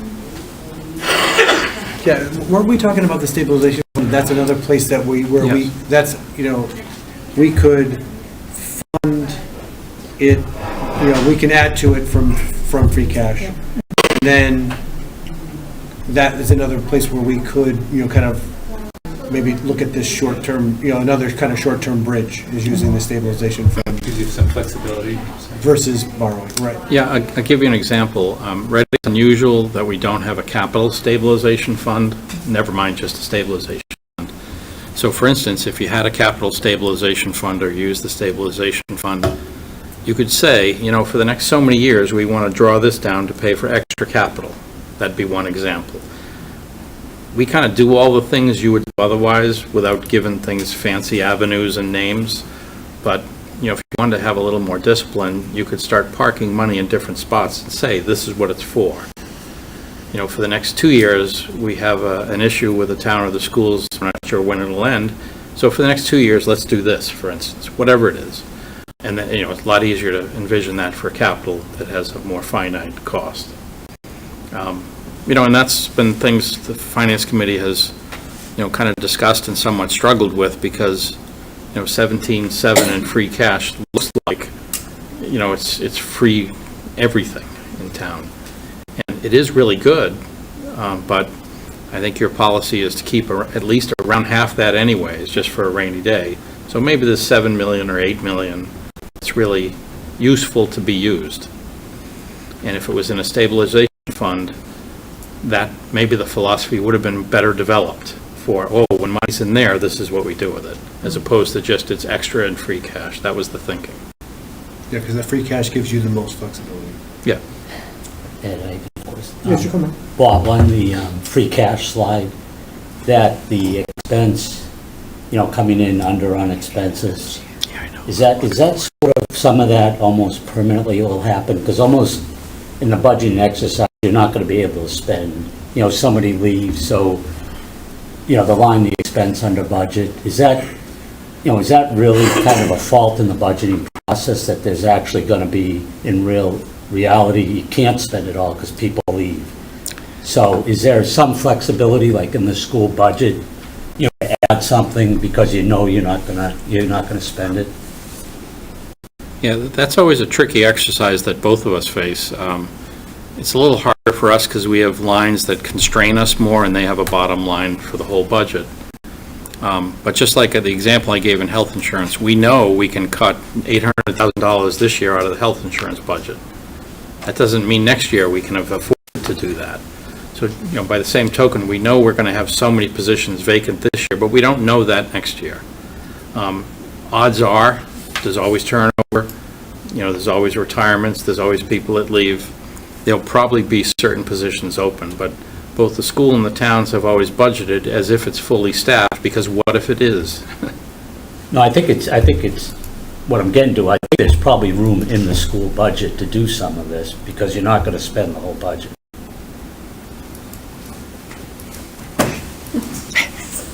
Sit up here. So I would say, what you're referring to generally is the fact that we're not fully staffed all the time. In fact, like we've talked about, we can't even fill the staff that we have right now, right? With that said, the last 2 years are kind of real exceptions in terms of how much we've given back, been able to give back. This last year, $830,000 is unheard of that we've given that back. And a lot of that, from my understanding, and Susan can certainly correct me, and I'm sure Sharon can as well, is because we were able to fund a lot through the ESSER stuff in terms of all the different purchases that we could do and other special things, substitute teachers we could put through ESSER, other things that were result of ESSER we could put through that. The year before was about $450,000 if I recall correctly, but if you take those 2 years out and you go back, we're really in the $100,000, $200,000, $250,000 range that we get back, so it's not a huge amount. We're try to be very diligent about it, try to make sure we use everything, try to make sure where possible and legally we can prepay special education for the first quarter of the year, etc. So it's usually pretty thin. This last year was extraordinary and very unexpected to a degree. I don't know if that helps, Mark, but and I guess the challenge we have though is if you say, okay, well, I'm going to forecast as though I have, let's just say 105% of staff, or I'm going to hire to 105% of staff because I know I'm not going to fill it. Like Bob says, if you fill it, then you're coming back hat in hand saying, FinCom, I need another $250,000 or $300,000. And, you can just search Google, right?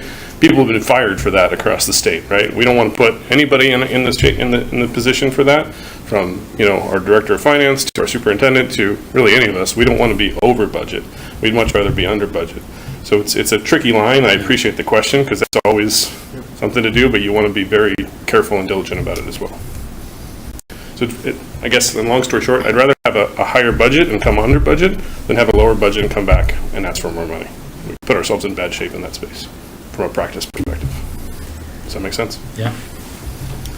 If I might add, that's been FinCom's reason in the last 10 years or so for using free cash in the budget, because you don't know where, you don't know what, but you know that there's going to be something that happens that's good because of the very conservative nature we both operate. There's going to be vacancies, there's going to be savings in capital projects, there's going to be a little more revenue because we are very conservative. And the question has kind of evolved over time from, I think it started at $500,000 maybe 15 or 12 years ago, up to maybe, I think you were around $1.5 million before the pandemic. Now it's an open question. No one really knows. But $1.5 million is kind of where you last left it in normal times because of all the things you're pointing out. So it's almost as if the taxpayers are paying for the actual operations and free cash is paying for what if they're all done? What if they're all full? What if everything happens? That's kind of one way to look at it.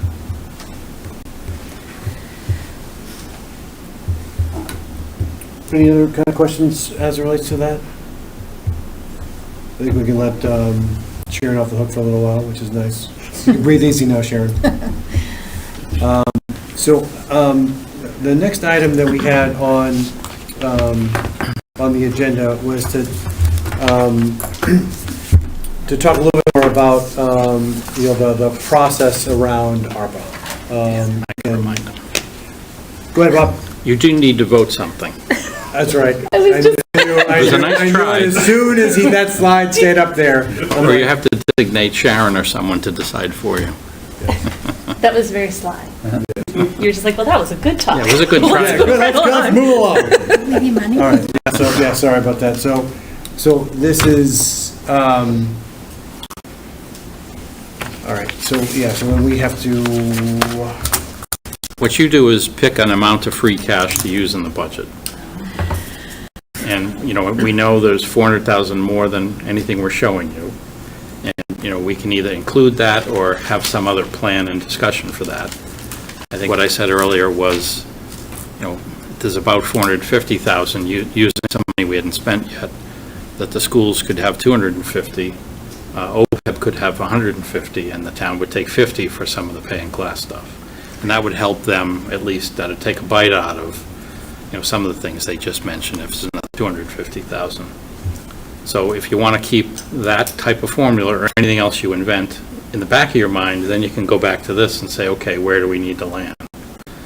Or you can try to figure that in here, which we could, and just say, everything here, the 2.5 million is really only 2.1 million to get to 3.5. Let's use this, and, we have that discussion. I think it's easier to do the first thing I said. Yeah, I think so. Just because, again, it was kind of last night's news. And, the question is, what amount of free cash are you comfortable with? And, I don't think either Tom or I really understand what's the impact of 3.5%, 4.5%, 2.5% on staff or budgets yet, because it's kind of early because there's so much uncertainty. So just to kind of get the ball rolling, I'll just share with the committee my thinking right now. I just want to clarify about the 500K, you said this directed at extra capital. That is all one-time capital. Yes, that's correct. So you are not building in. So That's correct. This has been a really good discussion, and I hear all of the needs in the community. I really do. But I do think we also have to balance that with potentially creating a cliff, right? If we, every year we balance by more than free cash generates, we're creating a situation where that's going to grow by more than 2.5%. So, we also have to be, prudent and thoughtful and wise. So my comfort level, I'm extremely comfortable. So I'm taking out the 500K. So I'm just going to take that out because that's one time. That to me is exactly what free cash is for. That is exactly why you use free cash. We've got needs that we can pay for. You write the check, you get the asset, done. So that 500K, I'm very, very comfortable. In terms of balancing the operating budget, $1.5 million, given the historic regeneration, like more than comfortable with $1.5 million. I'm comfortable with $2 million, given the needs in the community and given the needs in the community and given just the high free cash balance, which puts me at, I don't know if that's bolded because you were anticipating I was going to say this. Pretty much. Wonderful. Well, I forget why. I really like to surprise, but honestly, that is my comfort level. I think the 2.5 is very reasonable. I think it's a good balance. So that's kind of where my gut is right now. I think I actually bolded it because it was, maybe it could have been 2.75 if it was last year or the current year's.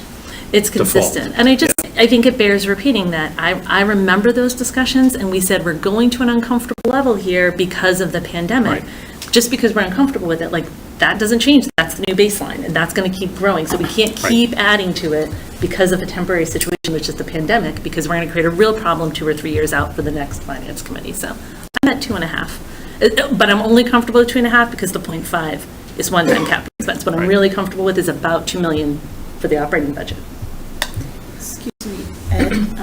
This is unrelated, but as I was watching the screen, I saw 2 different school committee members have chat messages that the camera's pointing to an empty podium, and I don't know how any of us control that, or if RCTV hears it, redirect the camera. So.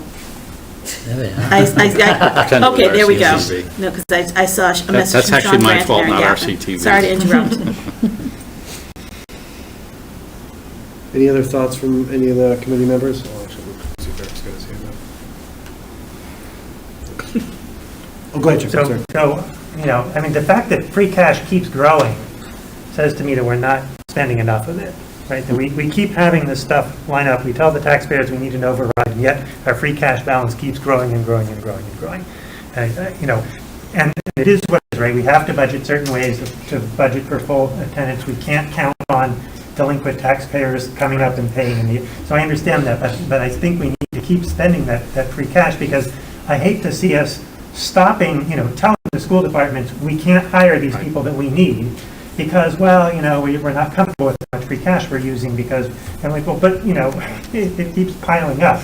The regeneration is large. The regeneration is huge, and it looks bad to have so much more than our guidance in that thing. So, I want to start at 2.5. I'd be considering going up. And the thing that holds me back, though, is tomorrow at town meeting, we might decide to use some of that free cash for something else. And some of the things that are on there for tomorrow would make good sense for free cash.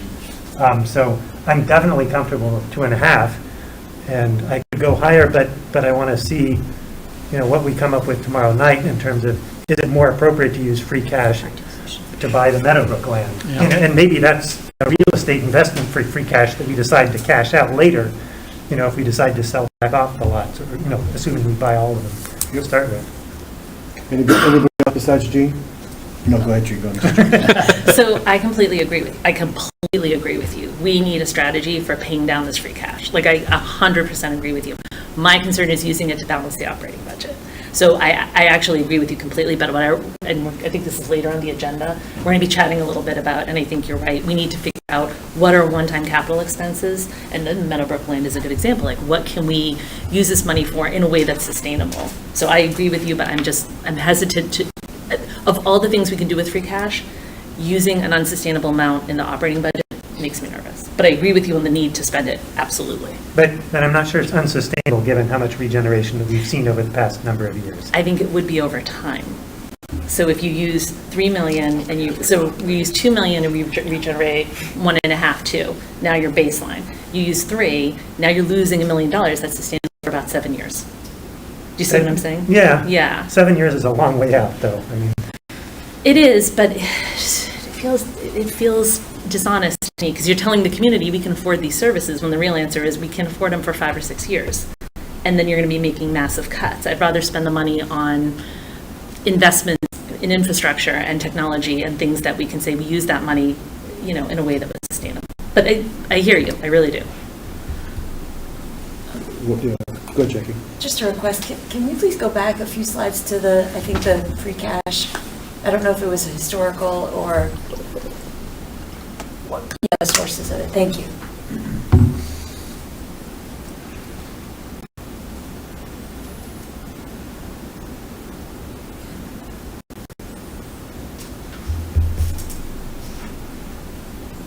No questions on that, Jackie? No, just wanted to see it. Yep, go ahead, Tom.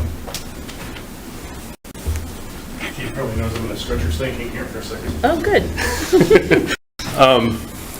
Just on the thought process about operating budget support. First of all, I agree. We don't want to fund it to not just to have it as a continuous cost. But there may be ways to think about it, and Sean and I talk about this kind of all the time. This invest to save concept, right? Where we could be investing in people now that will save us in costs later. And that particularly comes into the special education type space, right? So if we're able to invest in school counselors now that can help with student anxiety and keep them potentially out of the anxiety special education programs that might cause them to go out of district, yes, we can serve some in district. We could be talking about saving those costs, which might be a 5-year cost or a 7-year cost, depending upon when that happens, right? So a couple of things that we can think about now. Is it crystal clear? Absolutely not. Is it guaranteed? Absolutely not. But there are a couple other things that we could think about, and so maybe it's something that FinCom can ask, and the school committee can go look at it with the administration and say, which of these people costs do we think could be invest to save costs that would allow us to put a model together that says, if this works and we put it out like we do and we fund it like we do, then we would expect, obviously can't guarantee, but we would expect that we could save this other line 2 or 3, 4 years down the road. So I love that. Would you say we're already seeing that, Tom? I mean, or when I saw in the special ed that you're, in the money that you returned to the town of close to, $800K, and about half of that was special ed. And I don't think special ed needs went down during the pandemic, and we were still sending schools out of district. So have we already started to see some of that, or is that just a reflection of the pandemic? And, Dr. Milashevsky can respond as well if he has the answer. I would say that I don't know that we can say we're starting to see it yet. I would say there's definitely been benefits from Dr. Stice and the way she's relating to families that is helping in a lot of that, and her staff are relating to families. There are other things I think we can do, and some things we've talked about that can continue to bring that down a little bit further. But yes, we need to build the plan to support it on a go-forward basis, right? But that is something we have theoretically discussed, and there are other things that might play into that, you know. It's not a precursor, but the school committee's talked about full-day kindergarten, and what could that do? That's a cost, yes, but what does that mean for them in the third grade, fourth grade, fifth grade, you know, adaptation time and things like that that might cost to save at a later point in time. So there's other things that we've talked about as well that are not quite ready for prime time yet, but there are some ideas that invest to save could play here. So it's not just capital, I guess where I'm going is that it's not just physical capital that could be a good use of that necessarily. It might be other people investments. And you anticipated exactly my concern with that as well. I completely understand that conceptually. What happens when you hire a bunch of people and 5 years later, your operating budget has exploded and is completely unsustainable, and you now are out of money to maintain that. So you're right, so having some sort of model to be able to say, we will hire these positions for X number of years, and we anticipate them to be self-sustaining because we will see reductions in another area of the budget, I think is a really thoughtful approach. Yeah, I mean, that has to be the plan. There has to be an evaluation that's done. You know, if that's the bill of goods, you know, because when that actual bill comes due, you have to be able to justify it. Support it, right? Yeah, exactly. I mean, it somewhat goes to some of the conversations we've had with Dr. Stice about program sustainability as well, right? And her program review process, making sure you know what you need from a staff perspective, making sure you know it's vertically aligned, horizontally aligned as well. And then what does that mean from the staffing perspective across the board so that you can actually fully build that program and sustain that program for a long period of time. We've looked at this, prior FINCOMs and current FINCOM members have looked at this over time, the out-of-district costs for special education, and both Dr. M and Bob and Sharon can vouch for this. It's 70, 80 grand a student. In district, it's 40 grand, right? So half the cost, give or take, and obviously that changes as time goes on. So sometimes 120 grand a student, so. Can I ask a question on smaller scale school capital costs? Because I know we have modulars that are 5 years old, and I don't know what our expected lifetime will be, but that, and I'm not saying replace them right away, but I don't know what we were projecting to get out of them. That's number one. And when you meant, somebody I thought mentioned technology, are there any, Dr. Milashevsky, do you know of any technology investments in the schools that would be a good use for small amounts of capital? I mean, I have two high schoolers that are complaining about the Wi-Fi quality at the high school is just about one example. But that kind of stuff where it can be done for not a lot of money, but really improve quality of life for our students. And I'd throw that out there for any public buildings too, because we've seen with the pandemic how important that is. And, you know, the kids in the high school are bringing computers to school every day. They're required to. It's one, you know. One-to-one, soon to be one-to-one. Soon to be one-to-one, but you still need a good network. Right. And it's not a good network. Well, I know that Ms. Baton has actually been working on both of those things in terms of the rollout of one-to-one and some other technology infrastructure, and also working with Julie on sort of our network as well. I don't know if Ms. Baton minds just sharing a little bit about that work to answer that question. I think she's in the audience. She is, yes, she's on her way up. That's a nice cold call right there. Phone a friend. Yes, well, we are evaluating our network. We've received a proposal to upgrade cables, data access points.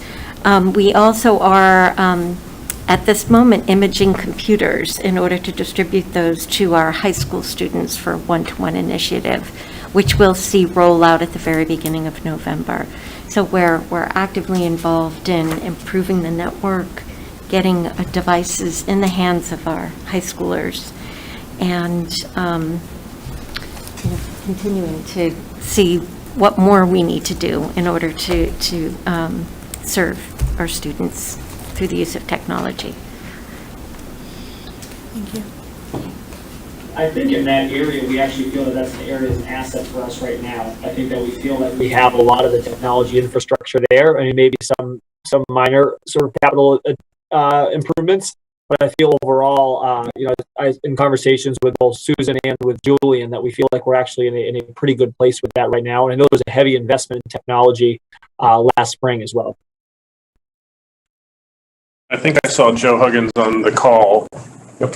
Yeah, Joe, are you able to answer the question on the life of the modulars? I want to say it was 20 years when we bought it, but I'm not 100%. I thought it was 10, okay. 12 or 15. I was thinking 15. Is Joe on the phone? Yeah, I'm not sure Joe made it. Oh. I remember like 15 years, Tom, I think. I had 10 in my mind. Yeah. So I said, oh, we're halfway there, okay. So if it's 12 to 15, I think J.E. Birch and, J.E. Barrows and Killam were in 2015. So we'd be looking at 2027 to 2030, which, if everything goes according to plan with Killam, would be the time that those could theoretically roll off, because we'd be able to address the size of our student population with the existing school footprint without them. Now, like we've said, the school committee meetings doesn't mean we're going to get rid of them on day one, but those 6 at those 3 schools would theoretically be at end of life at right about the time Killam would come online, which is 2026, 2027, if everything goes according to plan. Joe is on. I think he just unmuted himself. I apologize for that. Yeah, it's roughly like a 15 to 20 year lifespan. The modulars that we've installed in the district are a lot different than what we had over at Birch Meadow some 20 years ago. These are more of a permanent structure than what you would see in the past. Okay, so that gives us 2030 to 2035. Oh, wow. Those 3. That's very different. And the other 2 just happened. The other 3 just happened, so those would be 2035 to 2040. And it may be premature, but like for the full-day kindergarten, what's the space plans for that, or has it even got to? We're including that in our plans for Killam right now, in terms of making sure we have enough space. When we talked with them on Monday over Zoom, it was special education program space, it was full-day K program space, and it was RISE program space as the primary drivers, in addition to the physical plant location and challenges with lead in the pipes and ADA and all that kind of fun stuff that we have at Killam. So it's all part of the greater plan, and to Bob's point from town meeting on Monday, it was a large-scale space study, elementary space study, that we did over a 2-year period with NIASC and NESDEC.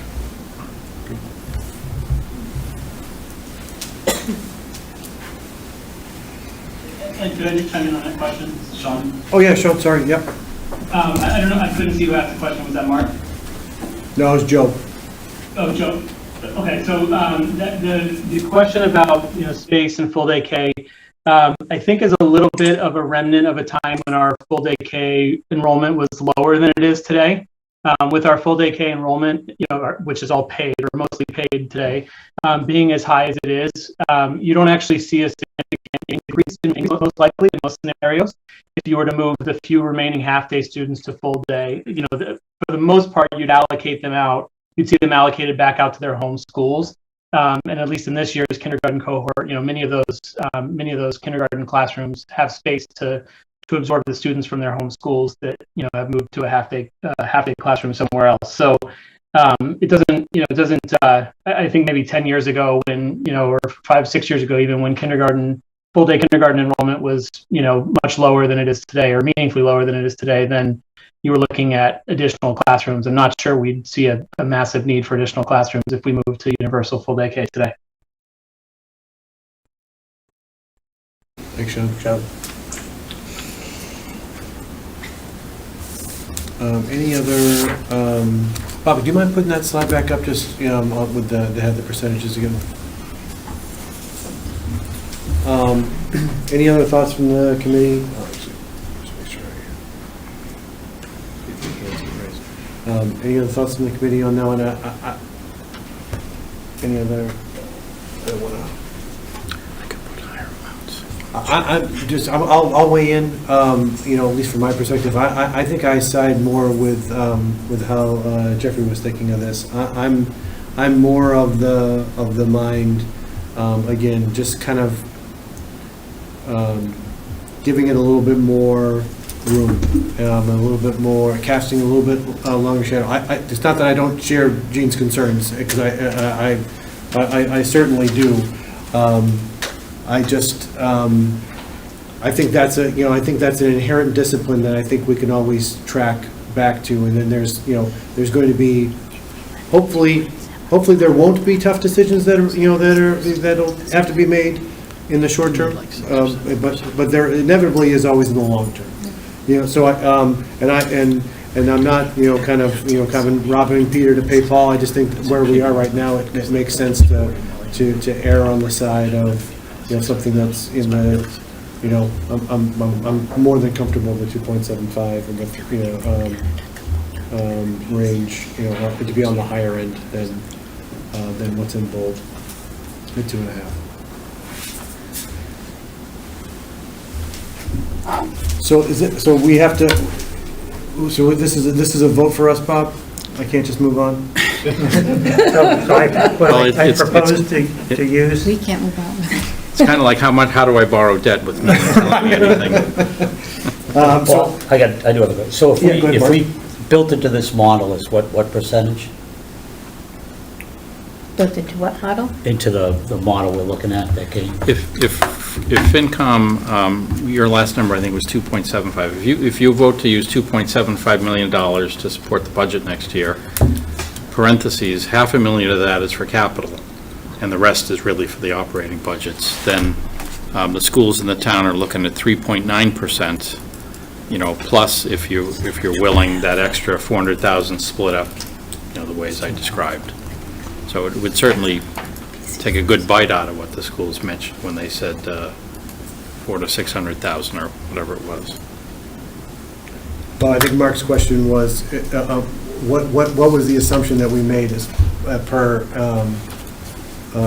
It's 2.5, right? Yeah. 2.5. In this model? Yeah. Oh, yeah, on the 4.75. spreadsheet On the that spreadsheet, you're 2.5. holding, yes, Yeah. 2.5.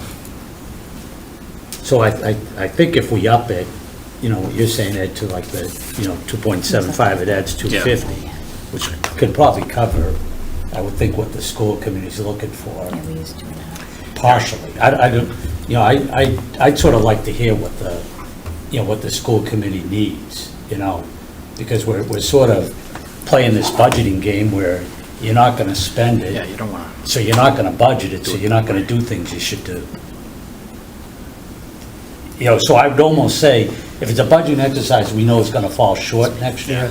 It's almost like raise that free cash, because it's not going to get used, which means they can budget where they should be, so, if that makes sense. It's a complete finger in the air right now, right? Because we haven't finished the process. But if you're to play the game, or play it out the way we're talking about, right? So instead of 2.5, it's 2.75, and if we say that 250,000 goes to the schools, as opposed to using the 64-36 split, right? Then use the number that Bob said of the 250 that goes to the schools. That's 500,000 of the 600,000 we talked about from a counselor perspective. It doesn't cover the 300,000 cliff that we have to a degree with the team chairs and the existing school counselor. So there's still a little bit of a gap, but Mark, to your point before about, over budget, under deliver, maybe we can fit that in. I'm looking at Susan and getting a little sort of head nod to a degree. I think it puts us in better shape, but we're, for sure, based upon what we see as the need. I don't know that it completely closes the gap, but of course, once we finish, all of our budgeting process in January, if we feel like we still need more, we can always come back and say, there's really another 100,000 we need, or there's really another 200,000, and this is exactly what it is, right? So it could be a little bit more prescriptive at that point in time than it is now. Well, if you go with the 2.75 right now, plus the, 400,000 that Bob was talking about, that gives us a good, good thing to work with. And as we've done in the past, if we don't use it, we know we'll give it back. You guys gave us money for special education 2 years ago. We didn't need it, so we gave it back, right? That was part of the 400,000 that we gave back 2 years ago. Yep. So we'll be diligent about it in the meantime. But the runway definitely would help Susan and Tom and the rest of the administration as they plan for the next year. Yeah, and I think, and again, just to kind of follow on and kind of my thought process there is, I don't want to say this in a terrible way. I'm sure it'll come out terrible. But I'm happy in that middle frame, where it's the 2.75 versus the larger one, because I want to see, I'd love to be able to see how this whole process works with Dr. Milachevsky and Susan and Sharon and Bob kind of going through this process, knowing it's your, kind of maiden voyage of kind of doing that. I want to be able to see the results of that, rather than just making, and again, a blank check where you don't have to make the tough, I'm not saying that you wouldn't, and then you wouldn't have that due diligence, but I would rather make it a little bit difficult. And again, I'm sure that sounds terrible, but knowing that there's a discipline that, and there can, there's typically a good back and forth that happens in order to make those objectives, and there's a priority that's done there. And so I have faith in that. And so I think that's, that's kind of where my head is at, as far as not to go into the top end of the tier, but a little bit higher than we are today. Thank you. If it helps us, I could be persuaded to the 2.75, and the only reason is the very healthy balances. But I think it's a fair point. We have needs in the community. There's a very healthy balance. I am concerned, and I think we need to keep an eye on that issue. But we're talking about 0.25. Like I can see that. So I could see 2.75. I did want to say I think I misheard Tom, but my assumption with all of this conversation is that any increases are going to be split about 1/3, 2/3 town schools. I think anything that radically change that, I would expect to begin with a conversation among staff and then come to us. So I just wanted to clarify that. I think I misheard you. But yeah, no, I think this has been a healthy conversation. It's moved me a little bit. So then we have I proposed. Yeah, we need a motion. Make a motion that FinCom supports using $2.75 million of free cash to support the FY23 budget. Second. Thanks, Gene. All right, so thanks to Mr. Burkhart. Can't just raise our hands. So we'll take to a vote. I'll start with Eric since we're having to do it this way. Yes. Thank you. Jeffrey? Yes. Jean? Yes. Joe? Yes. Jackie? Yes. Mark? Yes. Mary Ann? Yes. And Ed, yes. 8-0. So Bob, the OPEB contribution, it's a little low, and you said we could use some of the, can we bump that up to, can I just ask you to do that, or do you need a vote, or to bump that up to the 500? I think what I said was there's about 450,000 surplus. Yeah. That's tentative. The DOR hasn't said that yet, but we expect them to. If it comes in, I had said 150 for OPEB, yeah. 250 for the schools, and 50 for the town. So if you want to vote that, you can. But I'm just going to have to present you a budget anyway, and you can decide whatever you want with it. Okay. So you don't really have to vote it. But it will be understood by all of us that that's what's going to happen. Okay. And that's assuming assuming that the DOR certifies that. So I'm fine with us just recommending that we Yeah. increase the OPEB to that. I'm fine with that. Okay. Yep. Yeah. Yeah.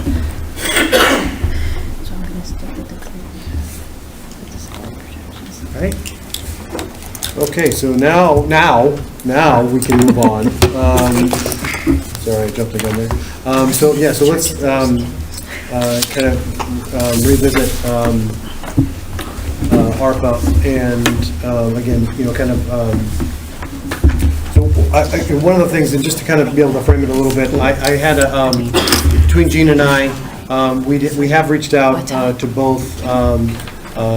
Tom and to Karen, select board chair and school committee chair, about an idea of, starting to kind of come up with a working group, to be able to look at ARPA, and obviously not just us, but also leveraging, kind of town manager and town accountant and Susan and Tom from the schools. So. Because, and I mentioned this to Gene, I'm going to kick it over to Gene because I'm sure you're all sick of hearing me talk. We have kind of shared an outline, and I'll have kind of Gene, kind of go through that, and just to be able to kind of educate everybody as far as what we're thinking and the timelines, et cetera, that are kind of associated with that. Okay. Thank you, Mr. Chair. Yeah, you're welcome. Thanks in advance. As Ed said, he's already done the kind of hard background work, and to Tom and to Karen, who I know have already engaged with him in some offline conversations about how this might work. One of the big questions, there's going to be some ideas and thoughts in this, but there's also going to be some questions we need to answer as a group of stakeholders.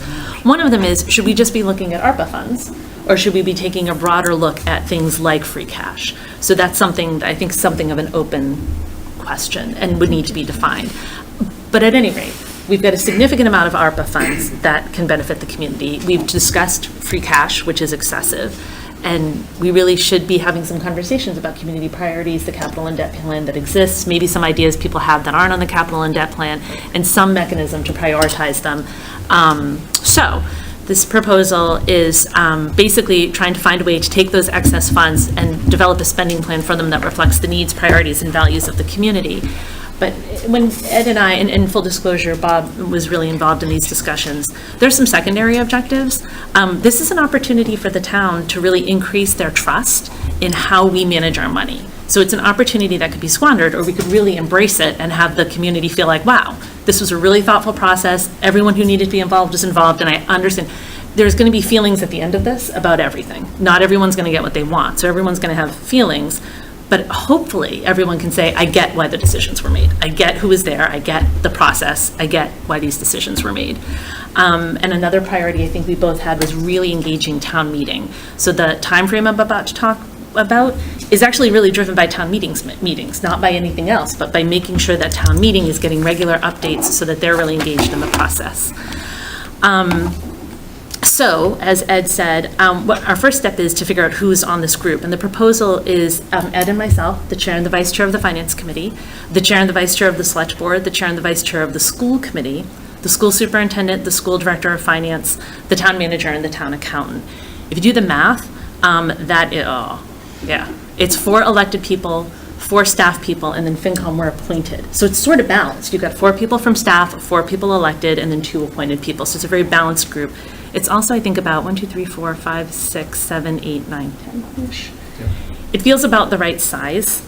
You know, you get into 15 and 20 people in a committee, and it's really hard to get things moving. But obviously, with the amount of money and the breadth that we're trying to cover, you also need coverage of all the important areas. So that is what our proposal is here tonight. The only thing that I mean, please. From a we're not dictating, the representatives from select board or school committee. That's something that that'll be designated, kind of amongst yourselves. We're not playing favorites. I mean, I'd love to work with Tom, but I mean, you said no, so we'll let them figure it out. That's actually a great point. We kind of put placeholders as the leadership of each committee, but great point. There may be someone on the committee with real interest and background that would be. Yeah, yep. I'm glad you said that. Thanks, Ed.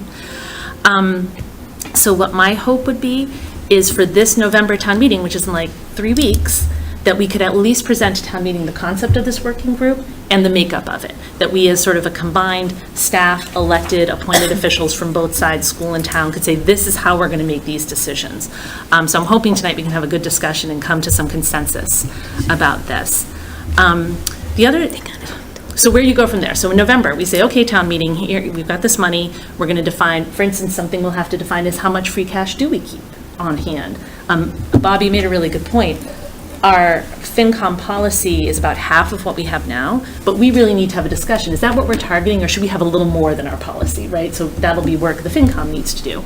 The ARPA funds are completely under the control of the Select Board. You're going to have a lot of work to do there about how you approach that. So it's going to be complex. But my suggestion would be this group would have 2 major objectives. One with the time frame of next April town meeting, one with the time frame of November town meeting a year from now.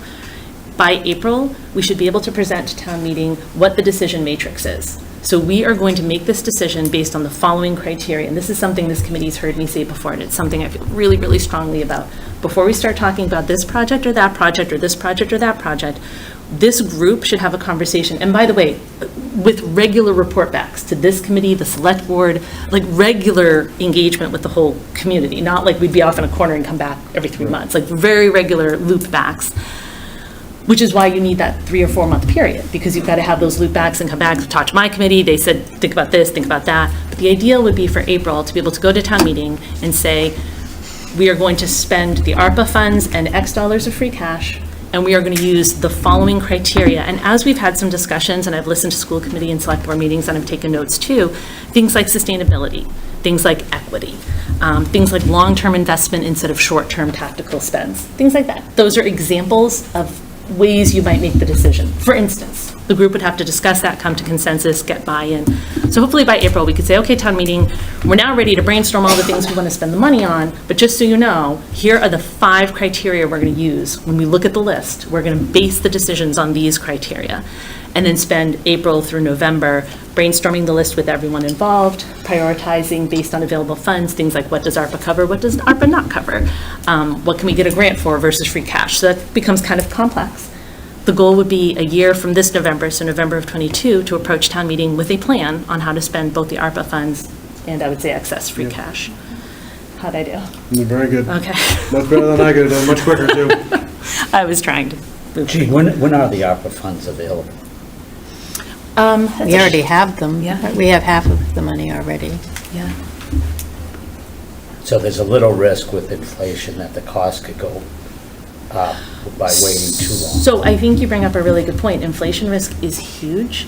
I also think that the interest rate environment, Bob has alluded to it, that's a little bit different. That's the debt that we're talking about taking, but we want to keep an eye on that too. I would just say, like, if there's something like in the ARPA that's like a no-brainer, not to wait. You know? So I actually agree with you 100%. I actually do, and we have to be a little careful. That's the select board's purview, but I think given the timeliness of it, the potential of inflation, and how limited that, I think when we first, I don't know about anyone else in the committee, but when I first heard about the ARPA funds, I was like, oh, like $7.5 million, and they're pretty like open about how you spend that. And from Sharon's education conferences you've gone to and brought back to us, it's become clear to me that it is not that simple. There is some real black and white, you can't spend it on this, you can't spend it on that. And Sharon, please jump in if I say anything you disagree with. But if a project is in the, maybe they'll cover it or not, Sharon's basically asked us to please do not put her in the position of having to defend something that may not be covered to the federal government, because we might be in a position of going back to town meeting and saying, oh, we thought ARPA would cover this, but they're not. So I think, Mark, you bring up a really excellent point. Go ahead, Mary, sure. So just to follow up on this working group and its inputs and its outputs. So, and how it's going to run. One basic question, is this going to be a working group that's structured in a way that it's subject to open meeting law? Yep. Oh, I'm nodding my head because I think it should be. Yeah. I don't get to make any decisions. I just get to say, what I think. But I actually do think it should be a subcommittee of, and that's another interesting question. Is it a subcommittee of the select board because ARPA? Or is it a subcommittee of the finance committee because ultimately all of this generally is going to be in the capital plan, is going to come before town meeting? I have a general philosophy that when everyone is in charge, no one's in charge. So I do think it needs to be a subcommittee of one of us. But I personally think it should be a subcommittee subject to open meeting law with full transparency. And I think that increases the public engagement, right? People can come to the meetings and share their ideas. And so I was trying to scribble down, your makeup of it ultimately is all people from elected and appointed boards. So thinking about it being a subcommittee, it would not comprise any town employees who might be non-residents and run into charter issues with that. Oh, interesting. Yeah, because it's you have Tom. So we cannot have a subcommittee. You could call it something else. I mean, I've seen like working. No, you can't. It couldn't be voted. No, you can't. It could be an advisory committee, though. Well, I saw that in school policies. We have an advisory committee. Yeah, I don't know. I have a little bit of experience with having to set up this kind of thing. Oh, please. If there were to be an ad, this is Ann Landry speaking. Oh, sorry. Okay. Yep. So if there were to be an ad hoc committee of one of the other committees set up, then in fact and indeed, all members would have to be residents of the town of Reading. And it would certainly be subject to the open meeting law. If there were to be a working group that was appointed by town staff to inform town staff's work, then that would not be subject to the residency and an open meeting law requirements. You could follow open meeting law anyway, make some commitment to do that. Transparency, certainly. And post when your meetings are, post the minutes so that the public knows that they can attend or watch a recording or something. Because I think that, Jeannie, I think it's a great idea to want to build community trust and that's part of it. So just getting back to the inputs and the outputs, that was related to the input. So the output is a set of recommendations that our select board may or may not be legally obligated to follow, because you said the select board is totally in charge of ARPA. So basically, a quorum of the select board, 3 people in the town, can decide how to spend $7.5 million unless town meeting somehow can get, allocate something ahead of time. Because I think that, makes everyone in the town go, whoa, that's that much money. And if it could be 5 people, that doesn't feel like enough people making that decision. And the other question, I think Mark touched on it a little bit, is are we allowed to spend ARPA money at all before the committee makes its recommendation? Whether it's inflation or a no-brainer, like you said, town meeting I don't know if the town meeting's allowed to recommend to the select board, like an instructional motion or something, spend ARPA on, water tower cost increase. I'm making that up. That won't come around in this town meeting. So I'm going to take a stab, and then Bob can correct me when I get it wrong. I think town meeting can make any suggestion they want, but ultimately the select board will decide whether or not to spend ARPA on any project. So they can choose. How'd I do? Yeah, the motions for tomorrow night, is it only tomorrow? Yeah, because one of them I saw was an ARPA-related one. Yeah, they're complicated, but town meeting can vote something, and it has to have a contingency. If the select board does this, then that's good. If the select board does this, we have to do that instead. So I'll just make up an example. You approve $2 million. The motion says $1 million in ARPA, $1 million in debt. But part of the motion also says, and if the select board doesn't use ARPA, $2 million in debt. So that it's a kind of a full motion that You always gives have all to the cover that possibilities. contingency because you're dependent on a result. Because you can't tell the from select board what to do, but you're just covering all the bases for what they might do. Okay. All right, thank you. Sean, Sean has his hand raised. Yeah, I think my question was in the same vein. So let me just, if I could just say this back, and I don't know, Bob or Sharon, if you could confirm that I'm understanding this the same way. These grants differ from our typical revenue sources in the sense that town meeting is not the ultimate authority. Is that true? That is true. Mm-hmm. Okay.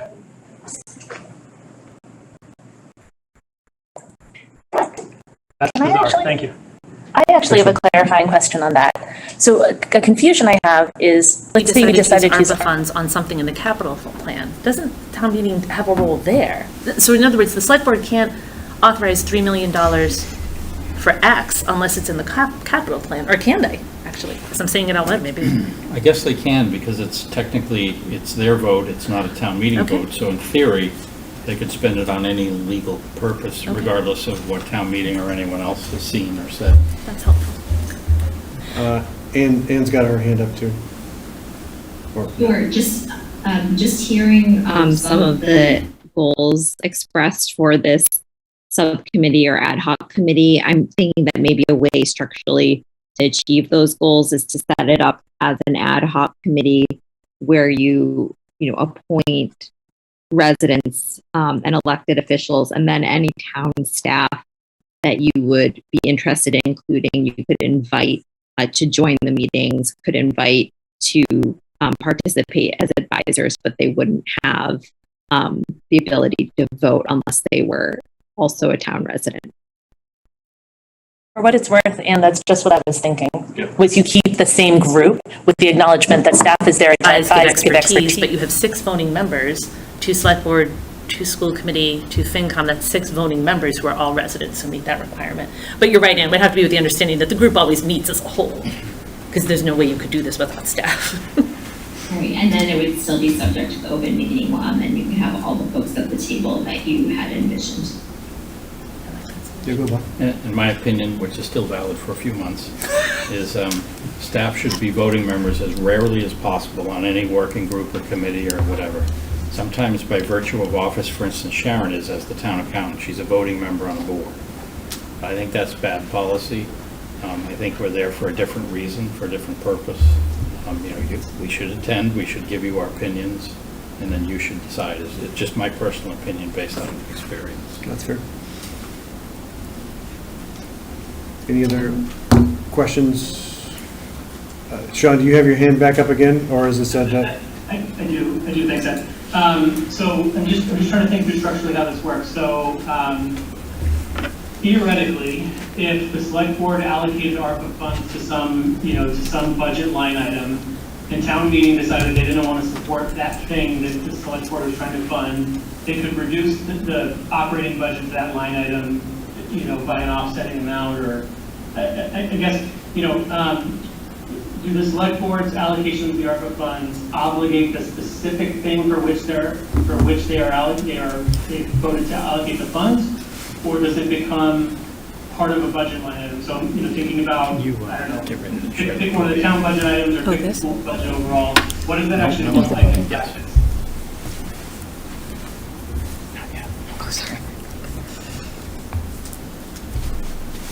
I see Lieutenant Body up there. Did you want me to answer that?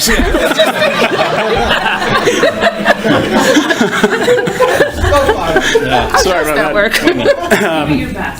So, Richard Abadi, 8 Applegate Lane. I'm way out of my depth here, but Sharon, maybe you've heard, is there anything that any other town has been thinking about that stops the select board from voting on a policy that would say this money falls under the way you would allocate all other money in town, to get away from everyone's nerves of thinking only 3 people or 5 people control that money? Have you seen anything like that or heard of anything like that? I consulted to find out who the spending authority was, and the select board is the ultimate authority. So it's a matter of kind of meeting like as a group, as we talked about, and hashing through the priorities of the community, and then ultimately the end result is the select board's decision.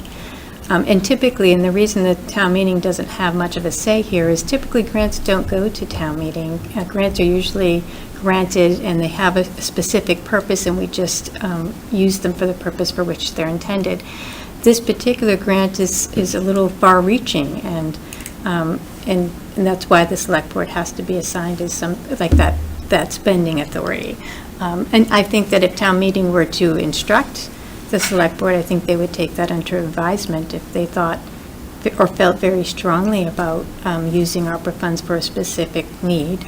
But in the end, it's going to come down to how the select board prioritizes the projects. Great, thanks.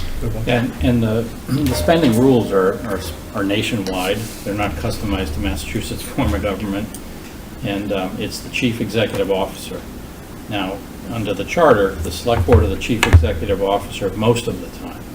And then I am for a tiny part as the town manager. And I'm the chief administrative officer. Town meeting is the legislative branch.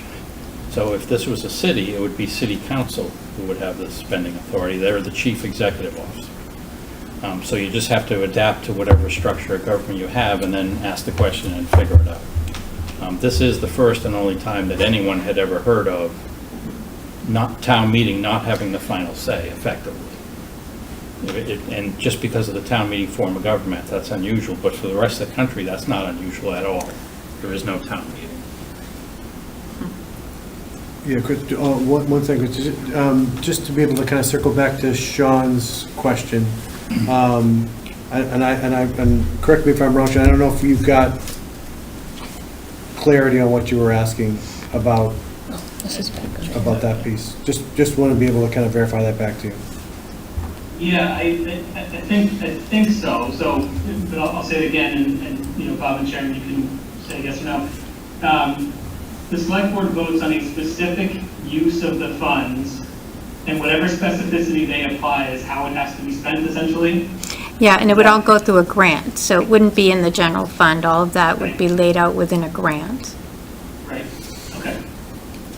So if the select board decided they wanted to, I don't know, send everybody in town a check for $300, whatever that number would work out to, there's no authority that could supersede that.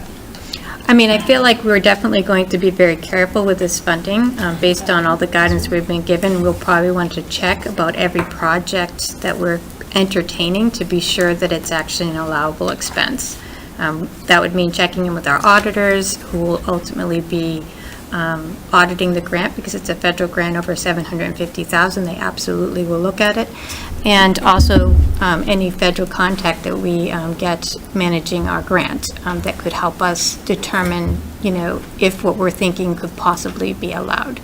At this point, I don't know who our contact is, but I'm actively trying to find out. Thank you. And thank you for giving me the opportunity to follow up my question. So, with that said, I would just say, Gene and Ed, I really appreciate kind of the thought you put into the structure here. I think it makes a lot of sense. I think to Ann's point, it feels like it makes sense to be, some version of an ad hoc under the select board, for those reasons. I would love to, whether it's tonight or, I don't know when it's not tonight, but to have some conversation about whether there's an opportunity to have discussion about items, or what the opportunity would look like to have discussion about items that that may not wait, ideally, a year or more for a decision. One of the things that we had in mind in some of our school committee discussions was around this full-day kindergarten idea, and we probably have to debate or discuss whether or not it's in scope. But presuming it's in scope and there would be support for it, it would benefit from sort of the longest glide path possible. So an implementation over 4 years versus 3, for instance, would be beneficial. So I just want to throw that out there as well. I think the idea makes a ton of sense. I think all the arguments and discussion around trust and a transparent process make a ton of sense. But I do want to sort of recognize that there might be priority items that would benefit from an earlier decision process than a year plus from now. Yeah, I think that's all part of it, Joan. I think from the discussions that we've had early on, there's the structure, and then there's how you what's in scope, what's not in scope, how you prioritize. I think all of that, and obviously the timing kind of plays a part in that as well.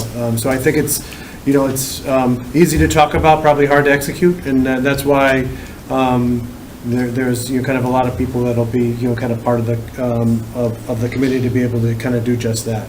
And I think that's really the benefit of having a kind of a cut across schools in town and a lot of different stakeholders, so that you can do that and have a really thoughtful discussion about it. I mean, would it be? Yeah, go ahead. I'm sorry. No. I like the structure of it. I'm just curious, I'm just concerned about the timing, and it's easier for me to say that, right? So, but is there any way to think about doing it in phases? Like trying to focus on the higher priority? You're saying like 500K or 1 million should be higher priority, or does that kind of break the rules around the decision criteria? I think that's fair game for the group. I think that's fair game for the group. I think but just some way to accelerate, the decision making on that. So. Yeah, I think you get everyone around the table and say, this is sort of the ideal, right? We take a year to make really thoughtful decisions with regular reporting out. But to your point, I wouldn't put a dollar, say we're going to spend $1 million right away. But I would say when something pops up that is clearly in scope, to Sharon's point, clearly in scope, clearly is covered by ARPA, and the community wants to do anyway, the group should at least discuss using it for that purpose. But I think that's sort of a group recommendation back to the select board. So the group has the discussion and goes to the select board. Well, the select board is there. 2 of them are there. What's your appetite for doing this? this? Going the other way too, saying you spend $3 million and then on the high priority, quote unquote, and then you realize, no, you need more than that, right? So, right. Yeah, it's a balance. So I think it would sort of depend on the individual project. I could see a project popping up that everyone kind of goes, oh yeah, of course we should do that. And then the select board says, yeah, sure. Or you say, no, let's put it in with the other priorities, we'll take a little time with it. So I think it's a fair point. I think it's definitely fair. Chris, yeah, sorry about that. I know you had it a minute ago. Thanks, Ed. As much as I'd like to jump onto Gene's project recommendation and finally get my parking garage behind CVS or second level, whatever it ends up being, I don't think I feel comfortable just decreeing my $7 million is I'm doing X, Y, Z. So I'm fine with the committee, like you had mentioned. I think you'd have to have 7 voting members just in case there's a discrepancy. Hopefully there, because it would be a tie. Yep. So I don't know what you would do in that scenario. But whatever would come out of that committee, I would be fully supporting.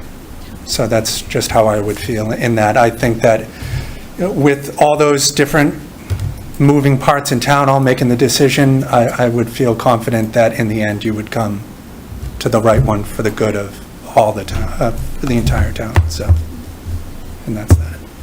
7 people. Yeah. Library?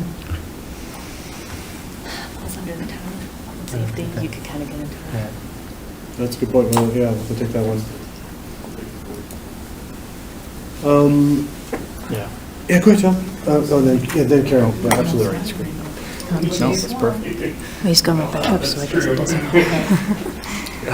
As much as I'd love to say that the school committee volunteers to be 3, I do think if you, thinking about the board size and the appointment size, if you had to add a third from another board, FinCom probably makes sense to be the third person. I just said it. I just said Right, the so same thing, yeah. 2 school, 2 select, 3 FinCom. Because you keep them, And- keep you in.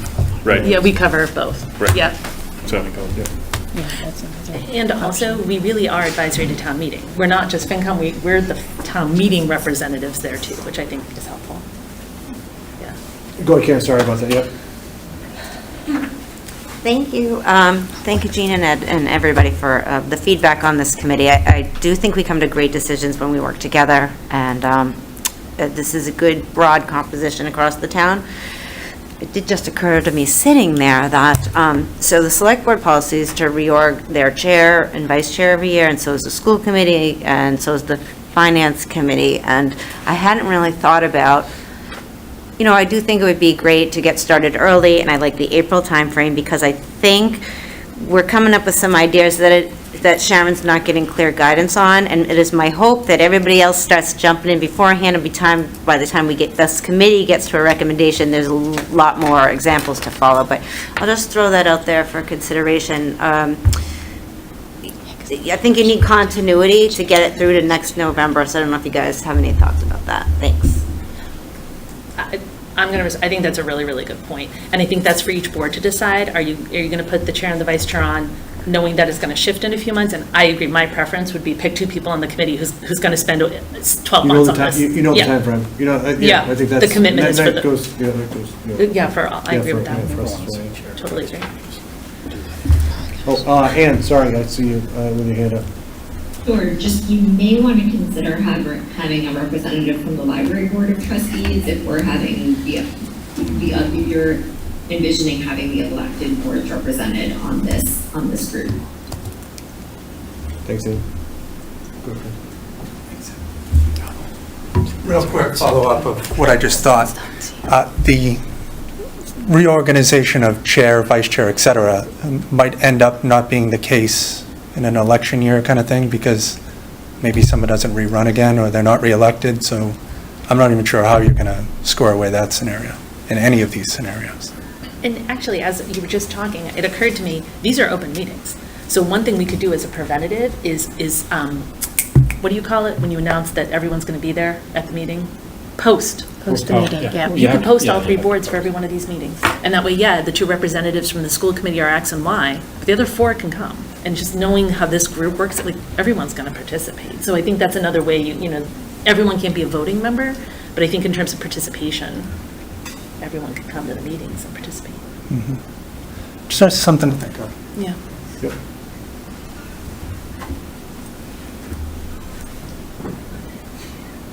So Sharon, did you want to, kind of pivot and talk a little bit about,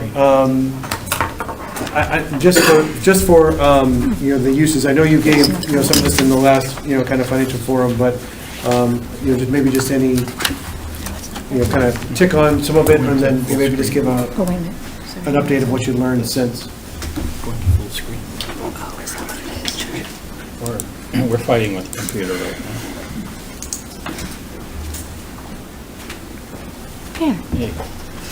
So I don't plan on doing the whole presentation I did on August 31st. I did provide the entire presentation in the packet so people can read through it, because it has a lot of good detailed information regarding different uses for the different categories. But I just wanted to revisit what's been awarded and just the general 5 categories that we've been kind of given to fit our projects into. So this is what has been awarded. We had a municipal allocation specific for Reading, just under 2.7, and then for Middlesex County, they reallocated to all the communities within Middlesex County for just under 5, giving us almost $7.6 million. This is the slide I'm going to focus on. So essentially, these are the 5 categories that all of our spending should fall within. Public health spending being the obvious one and the one that we've kind of been using all along. This would include PPE, vaccinations, and they've added some public health, which kind of I was thinking of when it came to, you know, the conversation about the school, about them needing counselors. That public health component kind of rolls into that public health spending. Problem is, you add something with ARPA, when ARPA goes away, you've got to find a way to continue to fund it. So, but just something to think about. So under that public health spending, you can also pay for public health staff and public safety staff to the extent they're working on something that's impactful for the pandemic. So economic impacts for the public health emergency would be to help workers, households, small businesses, or industries that were disproportionately harmed by the pandemic. And so that could be very far-reaching. You could be looking at helping families with utilities. You could, you know, so there was a lot of talk about you know, mortgage relief and rental assistance and things of that nature, grants to small businesses that might be struggling to recover from the losses they took during the pandemic, things of that nature. Lost public sector revenue, this one has the broadest reach. So to the extent that we lost revenue during the pandemic, we can use that money to support general fund services or governmental services. So there's a calculation, I've done it. I hesitate to give the number of lost revenue because I want to be sure I did it right. So I want to have somebody confirm that number before I share that with anyone, but that would actually help us have a little bit more flexibility in terms of how we use it. And then premium pay for essential workers. This is designed to give up to $13 an hour, up to $25,000 for each eligible employee. But that would be your frontline workers, people that had to work in person during the pandemic. They did have some focus in the literature to try and focus on lower paid individuals, but certainly anybody who had to work in person and put themselves in harm's way would fall in that category.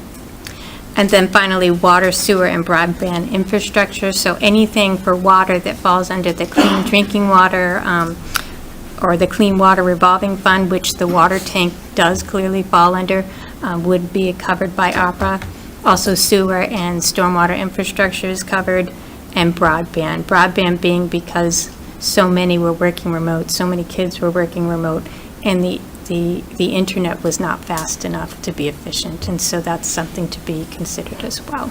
So I just wanted to remind of the categories in the presentation. If you look at the presentation I gave in the packet, it gives you a lot of examples as well that you can review and get some ideas about how to fit things into those buckets, but these are the buckets they want to fit those things into. And I just wanted to remind us of what they are. Does anybody have any questions? Sharon, I have one.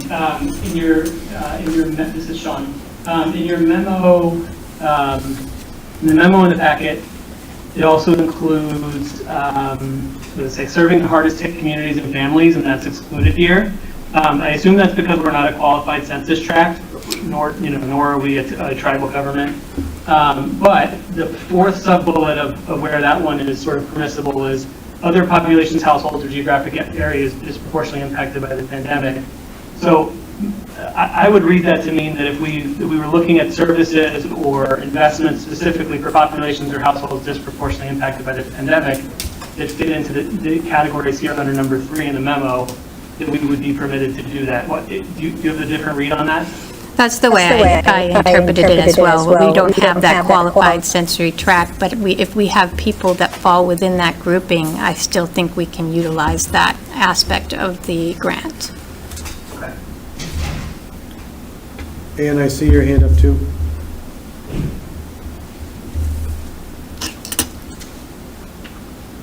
Ed, if you said Ann, I apologize. I didn't lower my hand from the last time it was raised. Oh, no worries.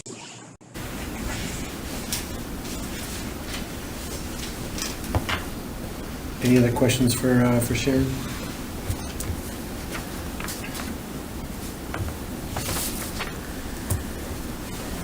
That's perfect. Thanks, Sharon. Really appreciate it. Thanks for, all the work on this and all the due diligence. And that's a forward thank you too, because I know it's not going to stop, so you have a lot ahead of you too, so. So I think the next thing on the agenda for us is talking about and voting on the outstanding articles that we have for this town meeting for the October one, right, Bob? Yeah, so here's what you could consider voting on. One, I'd recommend, the rest is up to you. Article 6, performance contracting is $5 million. You may or may not want to take a position on how to fund that. Article 7 is the water tank for an additional $2.5 million. Same thing, you may or may not want to take a position on that. Article 9, Meadowbrook, is a little bit more parts to it. I think you should, for town meeting's benefit, recommend vote yes or no on 1 lot and vote yes or no on 5 lots, just as an advisory capacity. And then regardless of how you voted there, I think you should also, or you could, I'm sorry, take up how do we fund 1 lot, how do we fund 5 lots? Yep. So there's a couple of pieces in that last one. And then I don't think there's anything to be done for November. I just added it, and unless you disagree, we could certainly tell the moderator we want to table the Voc School article because it's legally not necessary anymore. I think it still would be informative to the town, just to have a short discussion and put some stuff out there. So what you do within what I just said is up to you. I don't see anything else you could really discuss. Can you help me out, Bob, on that, the Voc School, why we're not required to vote on it anymore? There's 12 communities. Supposedly, the legislation was if any one voted no, then it's no. And so 2 have already voted no, so it doesn't matter what we vote. It has to go to the voters. But legislation changes, people's votes may change, so we can't be sure until the December deadline what the real story is. It's just as of today, 2 communities through their bodies have voted no. I think they're both city councils. And so those, for the Voc School to proceed, they would have to then, in those 2 towns or in No, the they would, entire? as long as they got 1 no vote from any of us, Yeah. theoretically, they would have to hold an election in all 12 towns or cities on the same day on a Saturday, sometime in either January, February, or March, still to be debated. Or if there was enough negative reaction or for any reason at all, they could just scrap the project and do something different.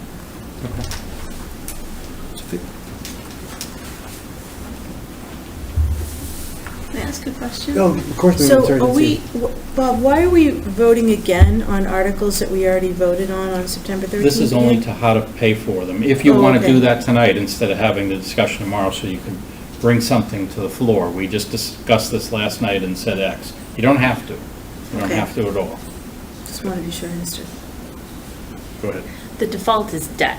We voted them as all Default and debt. everything is debt. Okay.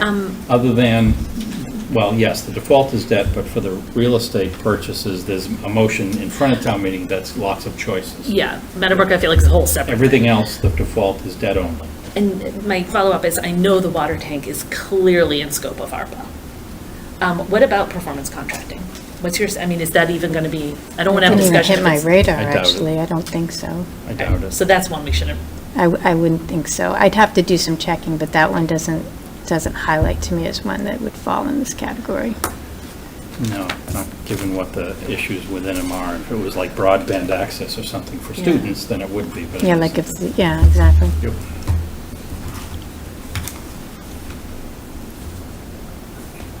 Yeah, I don't, to the extent that it is,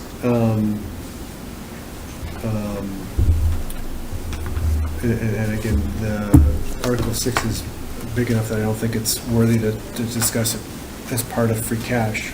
But, my thought is that if it's something that we can vote on and give guidance on, then I think let's at least kind of talk through it and do it, because I'd like to be able to give that guidance if it's as part of our since we have this opportunity. It's rare. It's rare that we're in the middle of a town meeting, but if we can thread the needle, then I'm happy to be able to do that. But given, saying that, I would rather that we start talking about and going through the stuff on Meadowbrook first, versus talking about funding for Article 7. I'd rather just start with 9, because, just so we can address that one. You know what I mean? Does that make sense to everybody? Yeah. Okay. I don't know how long we would take to talk about the water tower piece, but, so that being aside, I'd rather do the ones that at least we know. The other one, I think to someone's point that, we may not need to do it. Go ahead, Tom. I don't know if I need to go over here for this one. You're in the hot seat. I was just alerted by one of our 4 members that he needs to drop off, so I need a motion to adjourn for the school committee. The rest of the 3 of us might stay, but I just need to make sure we take care of that technicality. So, Carla, will you give me a motion? Make a motion to adjourn the school committee. Sean or Aaron, will you give me a second? Second by Sean. All right, so motion by Carla, second by Sean. Since we're virtual, Sean? Yes. Aaron?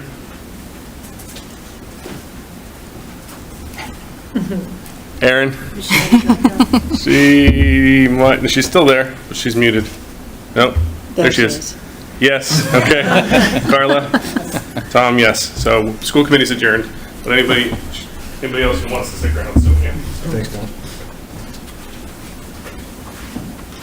Oh, let me put that back. Sorry, I knew you were asking me that before, but Yeah, that's what, indication that he was leaving. So yeah, no worries at all. All right, so, Bob, do we have the language, what the article looks like for, 9? Do we have it? You mean the motion? The motion, what I say. No, I don't think so. It's on the town website anyway. No, I didn't bring that. You go under town meeting. Could be on the town website if I went to the... No. See if I can find it. I have it on. I don't think I share it. Oh, well, someone, who can share their screen? I can share screen. If you go to the town website, under town clerk, then town meeting, and get to it, you can get to the instructional motions.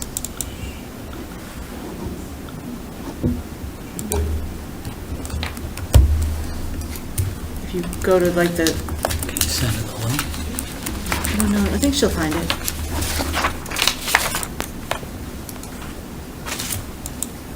Did you find it? I'm looking. She's almost there. Whether she Okay. can share the screen is another question. That'll be a different story. It's town clerk, you said? Yeah. And then town meeting. This one here, the special. Probably. Instructional motions? No.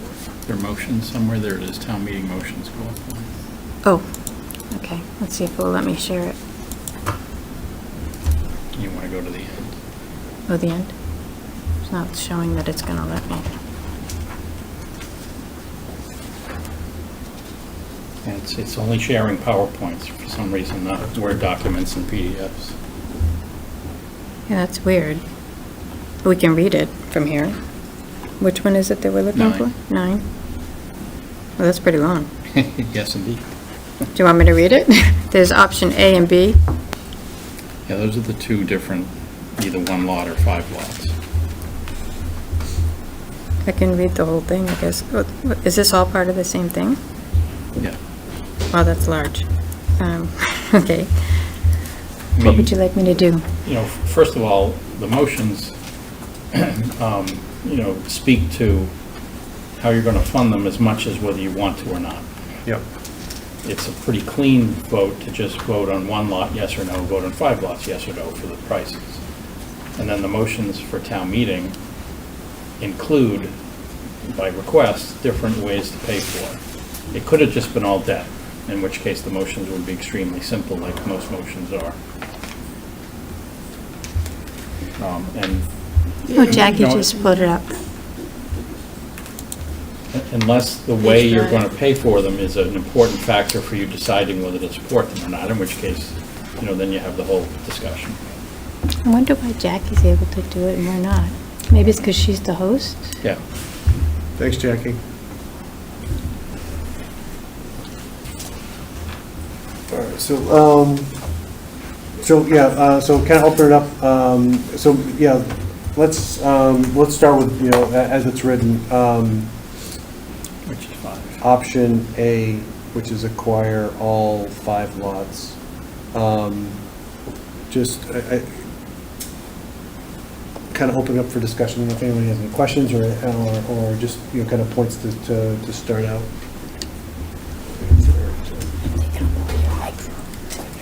And I'll just start out that Yeah. I feel like, without knowing our community priorities that are going to be coming out through this working group, I just personally think that this is a lot of money for not a lot of land. To quote a former select board member who spoke about different property a few years ago, I think the one lot makes more sense, and we bought a couple of years ago, you know, a couple of dozen acres over by Burbank that we don't know what we want to do with. This is only a couple of acres added to a town forest parcel that's over 300 acres. And I've read, you know, what the 2 presentations that were posted on the town meeting page that we're going to see tomorrow night on this, and I appreciate the merits of their points, but I don't feel like this is going to be our last chance to acquire good land. I've been monitoring what's happening on the Conservation Commission with their looking at 1310 Main Street, and I think another right of first refusal maybe have to come before the town based on the 9 acres there where there's wetlands being delineated. Those abut Kirchian Woods, which is only 50 acres, so if we got those 9 acres for whatever, if we get a right of first refusal offered to us, that could increase another part of town forest with other access by 20%. So I guess I just feel like this is a lot of money for not much property, though I would probably support the 1 lot to improve parking, which was what I thought the boards were going towards when they first made recommendations before the public hearing. I just feel like we're spending money on a just-in-case basis. I don't see our town being in the real estate business of trying to resell these lots. I know they're an asset, but I don't feel like this is our last chance, and it's not much land for this money. And I'll allow others to speak. Thank you. Anybody, go ahead, Jeffrey. So I guess I'll speak to the opposite point. It's that it doesn't really seem like a lot of money when I look at $17 million in free cash. And, It's only 2 acres. So I don't know. I mean, I think we could resell it later if we decide that we don't want it. So it's almost like using the free cash to make a real estate investment. And then, you know, and then we can have a longer term discussion as to whether we want to keep it or not. That, you know, this did come up on rather short notice that we didn't have an opportunity as a town to discuss what to do with it. So We had 120 days though, right? well, and we, you know, this is our first time discussing it, right? Because it wasn't ready, the select board hadn't passed it on to us. I don't feel like I've gotten a sense from, you know, other people in my, you know, in my precinct as to what they think we should do with this. Anybody else, any other comments or questions?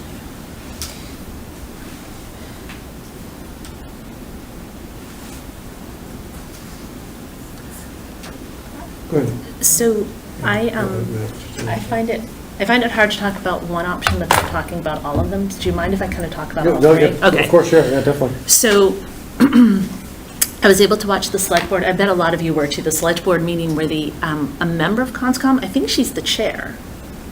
Is Anika the chair? Yeah. So she presented, and it was a really good presentation. I'm glad I watched it. I am persuaded from that presentation and from my own experience in town on Strat Ave that we actually have a problem in this community. We have a public safety problem, we have a parking issue, we have a lack of access to the town forest. Not only is it a public safety issue for the people who want to go there now, I actually think it's a beautiful resource that people don't feel comfortable accessing because of the issues around parking. So I think we have an opportunity to increase access and improve parking and, you know, really solve a problem, like a real problem in our town. We can solve it. So I'm not comfortable. I'm not feeling like I don't want to do anything. That is not how I'm feeling. I feel like we have an opportunity to solve a problem. Where I'm struggling with, and Marion, you kind of talked to this point, there's a solution that's really, really expensive and means taking on more debt. It means pushing other things out of the capital and debt plan. It's complicated and very expensive. And I think your point about $2 million for 2 acres is a valid one. The middle of the road, the kind of compromise option, is highly affordable. I would advocate for free cash, $450,000, write a check, buy that parcel of land, solve the problem. It doesn't impact anything else in the budget. To me, that's what free cash is there for. So I'm extremely comfortable with that option. I'm struggling with the 2.5 million. I think it's a lot of money, and 2 more thoughts on that. One is, I've heard it's incredible opportunities, so just buy them and hold on to them. And I struggle with that. I don't think that's a good use of taxpayer money. If we have a use for the land, we should do it. And if somebody wants to say, like, it's absolutely worth $2 million. Free space green space is always worth it. That's a legitimate point of view. I'm not comfortable buying land and saying we're going to hold on to it, because that's $2 million that we could be spending on something else. If we're going to put the capital and debt plan out of balance, it should be for something for a very clear reason. Because just looking at the capital and debt plan, for example, the field house has been on here for years, and it's $1.7 million. Now, I bet that is a really old number, and I bet it's a lot more than $2 million. So I will caveat, I'm not saying it's apples and apples, but I think that we have to think about, just because it's an amazing, unusual unicorn of an opportunity, if we're gonna push out capital and debt to the tune of $250,000 a year out for 10 years, is this the highest and best use of that money? Because we might be able to get a state-of-the-art field house for that same money. There's a lot of other things that would have value. So I'm a little uncomfortable with the $2 million. Joy, you had your hand up. Yeah, just to add to that too, I was going to say, like, if we vote on either option, vote on it just free cash only. Just because I'm worried about, like a real estate investment. I'm not sure that's like what we're, should be doing, right? So I agree on the parking. Like I support that first option for the 1 lot. I mean, I think more people are using, the forest since, COVID, right? And parking is an issue there, right? So, I think that option definitely makes a lot of sense. And we should vote, like, free cash though, not taking on what debt for this. Anyone else comments? Oh, I should see if there's. I just also wanted to add that even if we get the 1 lot, we still need an easement from Meadowbrook to be able to use, or people are walking back in the street. I mean, then it's more parking, they're not parking on the street. So if we don't get the easement, like you try to say, is there a risk? We can still make it usable, and probably Meadowbrook wants to be a good neighbor to the town. They'll probably give us that easement, but just to make sure everyone knows that. So Carl, I see your hand up. I'll go ahead. Thanks, Ed. Thanks, everyone. I fully agree with what Marianne said. I don't need to repeat it, but the way I look at things on the board for financial matters, is it a want or is it a need? For me, this one is a want, not a need. Never mind the price tag. The Zani property that I call it over by Burbank was a pretty easy decision for $700,000, and we haven't spent 1 minute on that discussion. And yet, a lot of residents want to spend $2.25 million of our money on land, and let's figure it out later. So we're not in the buying and selling of land business. I want to remind everyone of that. And for me, this is a want, not a need. If the price tag was $500,000, I would fully support it. I know that's not the case. And if my recollection serves me right, when Anika spoke on behalf of conservation, she was in favor, of course, buying all the land, but if nothing else, acquiring Lot 5 for potential parking. But there's other issues that have been raised, maybe not mentioned tonight, about pertaining to the easement and accessibility, handicap, the gas line in the back. So nothing's set in stone. So I agree with Mary Ann's comments, and if I had it my way, I wouldn't require any of the lots. It's just too much money. But the one lot option at cost was very generous. And I'll leave it up to FINCOM to weigh in and other people. Thank you. Go here. Thank you, Mr. Chair. Just to provide some context, everybody's got an opinion. I actually didn't think we were going to go into this kind of discussion this evening. I thought we were just going to make a recommendation to town meeting that we had free cash or we had other means available to potentially move forward with this warrant article like you'll be doing with the water tank and everything else that we've been talking about. But to give you some additional then context, so I was on the FINCOM at the time the Zani property came up, and I have to say that I had the same concern about we don't have a plan for this. That property has no frontage. Bob, you can correct me. I think that was why the town decided it was a good idea to buy it, because we are the ones that could make a change. We could make it into something. So that is there. It's providing climate resiliency now, and we've made some progress. So anyway, that's the context of that. But I share the concern that I want to make investments, sort of having even some high-level ideas. The other context I can provide for you, town manager noticed that 128 Tire was on the market earlier this year and did bring it to my attention with the idea of a pocket park, and that other people have come up with ideas that pocket parks would be great in our downtown as we're looking to redevelop it. So the price point for 128 Main, which is still available, we can jump on if you want. Okay, so for 10,000 square feet, quarter of an acre, it is $939,000. So just under $1 million for a quarter of an acre in our prime downtown. So, good for us. Little pat on the back. The other thing I can share with you is that we've received, the select board has received emails, and I will be sort of bringing this forward tomorrow to town meeting, from the Trails Committee, fully in support of 5 acres, if that's not possible. Oh, sorry, all 5 lots, if that's not possible. I believe their letter, Chris, correct me if I'm wrong, said, they'd say, well, get what you can get, and they were okay with the second option. I believe the Town Forest Committee decided today, or last night met, and also recommended yesterday that we pursue all 5 lots. And then, let's see, FINCOM is also going to report tomorrow that they take 3 separate votes. They're fully in support of 5 lots. So just thought I would share that for context. We're going to hear it again tomorrow night. Thank you. Thanks, Karen. Go ahead, Chris. Thanks, Ed. I believe 128 Tire actually sold, but don't quote me on that. I just had MLS up. Okay. I think the other thing to take into account, obviously, if the figure was low, we'd be accumulating land all over the place. I think what's not being mentioned about the 2.25, that's the minimum, because then we're going to have to build upon that. So even if we got the 1 lot for 450, that's still not 450.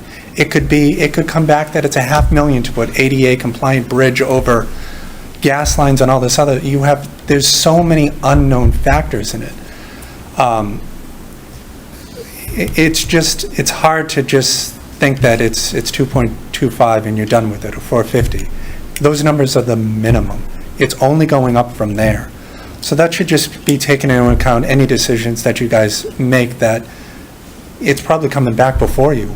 Next steps, no next steps, whatever, it's coming back, and you're going to have to make a decision, or town meeting's going to have to go forward. I don't know what the terminology will be, but just keep that in mind, that the figures, everything that you mentioned, Gene, that's just the minimum. There's only one way to go from there, and that's up. So just, everything else will be discussed tomorrow night or Monday, whatever it ends up being. But in terms of price, that's just me recommending, whatever, just know where you're starting, and it only goes one direction. Thank you. Thanks. Eric, just more just in the interest of time. I didn't know, Eric, if there's anything that, my Zoom kind of cut off, I lost Wi-Fi.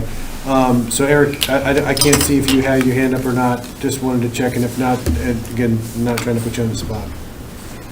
Thank you for checking in. No, I didn't have my hand up, but thank you. Great. Anybody else, any other kind of comments? I'll just kind of, go ahead, Jean. I've got one more, and the only reason I'm bringing it up is I don't think I heard it, and it's a financial consideration.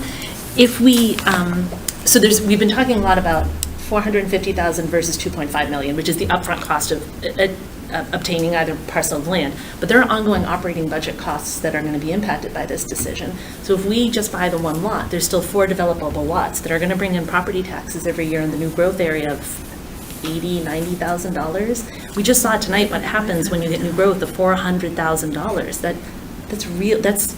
That's real money that supports the positions that we just an hour ago were saying how vitally we need.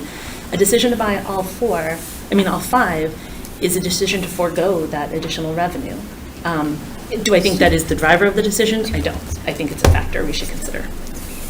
So to that point, Jean, my understanding was that there were some calculations that said single-family housing was actually a net negative to the budget because people would more likely have school kids, and that increases the expenses. So I'd be interested to see that. My instinct is probably not more than 12 kids in those houses. That isn't a new teacher. So my instinct is no, but I would be interested in seeing that data for sure.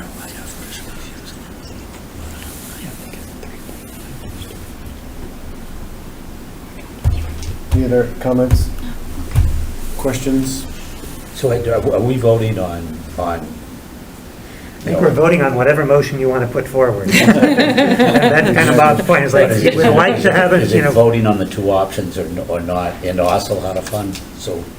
Yeah, exactly. Do we have to vote on them both, like say, okay, 5 lots, and Yep. we can't just recommend either, or we have to take a position on each? That's what I'm going to advocate for, is Okay. that we take if we are going to, from the way I look at kind of our remit, if we're making a recommendation to town meeting, then let's cover off every option that's out there that's going to be put in front of them. I'll just kind of weigh in at the end before I take a motion, and just kind of to be fair, I've been all over this one from back to front and front to back again, and with all due respect to some of the discussion, the option that I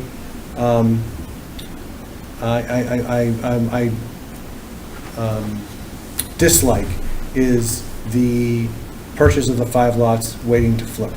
I fundamentally, I just don't see us as a, if that's going to be the plan, and I don't think that it is, but if that were the stated plan, then I would be wholeheartedly against it, because that just doesn't feel right to me. The one thing, and I'll agree with kind of what Jean said as far as the safety and then every time I go down to the compost area, I want to shoot myself because it's terrible to get down through there. It's awful, and I feel for anyone that uses the town forest because it's a mess, and the residents it's a whole other issue. In my conversations that I've had with Bob and just kind of talking through it, I do feel that we're in a position where the town can afford it. The purchase of all 5 lots. Again, there will be knock-on effects, and there'll be decisions that need to be made, but it's not. I don't view it as stark that we can't afford it. Tough decisions are made, but that's what happens when you make certain decisions and you have certain priorities. And if this is a priority, then I look at it from the purview of, from a finance perspective, we can afford it, and we would have to trust the process as far as the decisions that are made next year and the year after, and as far as what you decide to be able to do. So yeah, those are the kind of the points that I'll have. I'll entertain a motion and let's start with, let's take these out of order and let's just do the one lot for, well, actually, no, let's do them in order. Option A is all 5 lots. So can I have a motion for option A? I'll take a start, take a stab. Move for the Finance Committee to recommend Article 9, specifically, the purchase of the 5 proposed lots of land for $2,250,000. To be funded out of. Is that a separate vote for funding? We'll do the funding separately. Separate vote. Second? Thanks, Jeffrey. I'll start. Eric? No. Jeffrey? Yes. Jean? No. Joe? No. Jackie? No. Mark? No. Mary Ann? No. Ed? No. Want me to take a stab at the funding motion? At this point, we're I not don't think you recommending need you to do do it. that. But if town meeting votes to do it, Okay. Yes, actually, they yes. will yeah. need a recommendation from us on how it would be funded. Yes, I let's do that. think. Yeah, let's do that. Do you agree? Yep, let's do that. So I'm gonna say debt, but then we have a discussion. Is that okay? If I make a motion for debt, but then anyone can change it? Or do you want to have the discussion first? Let's have the discussion Okay. first. I think it's debt. I agree. I agree, that's a lot to tie, even with our healthy free cash, that's a lot to tie up. Well, I don't like the impact on the capital plan is. I don't think that was the purpose of free cash, to be buying land, so. It'd be certainly not ARPA. Certainly not our. Can we just get it, it wouldn't be covered by ARPA, just getting the Not official word. tonight. Right. So ARPA's off the table.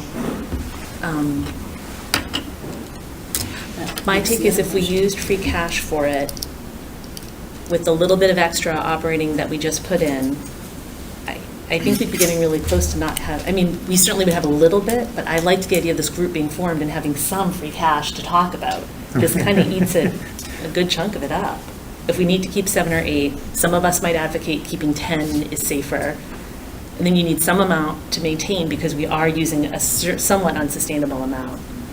If you use $2.5 million, you're down to maybe 2 or 3 to play with, right?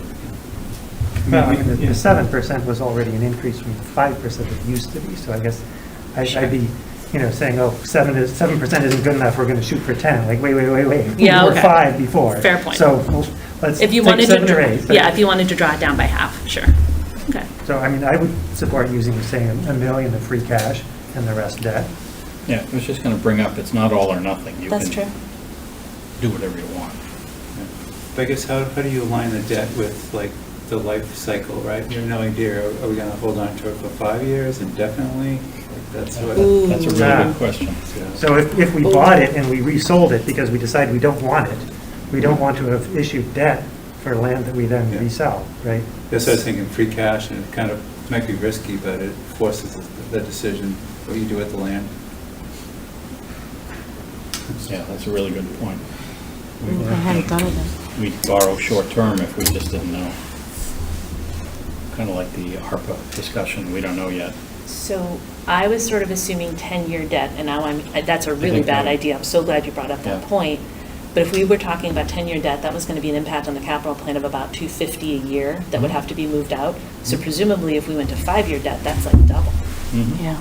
Oh, man, That's that's $500,000 that we can't replace boilers and windows and roofs. That's scary. Ugh. There's probably another way, Sharon might hit me.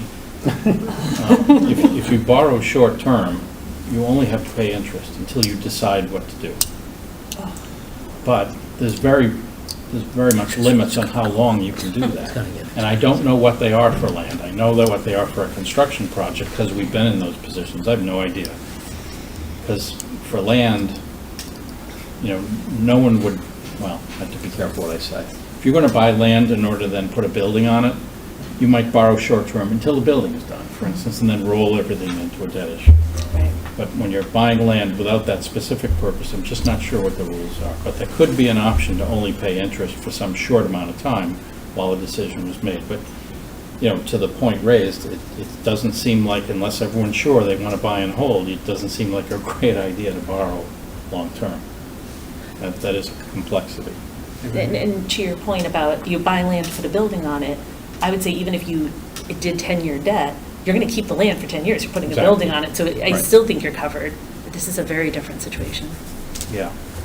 And if we're going to, when we get to the next part where we're talking about the single lot, and it sounded like there was some agreement that ought to be done, just buy out of free cash and be done. So we should at least be spending 500 of free cash for the full thing, right? And then, maybe some short-term debt, maybe not, I don't know.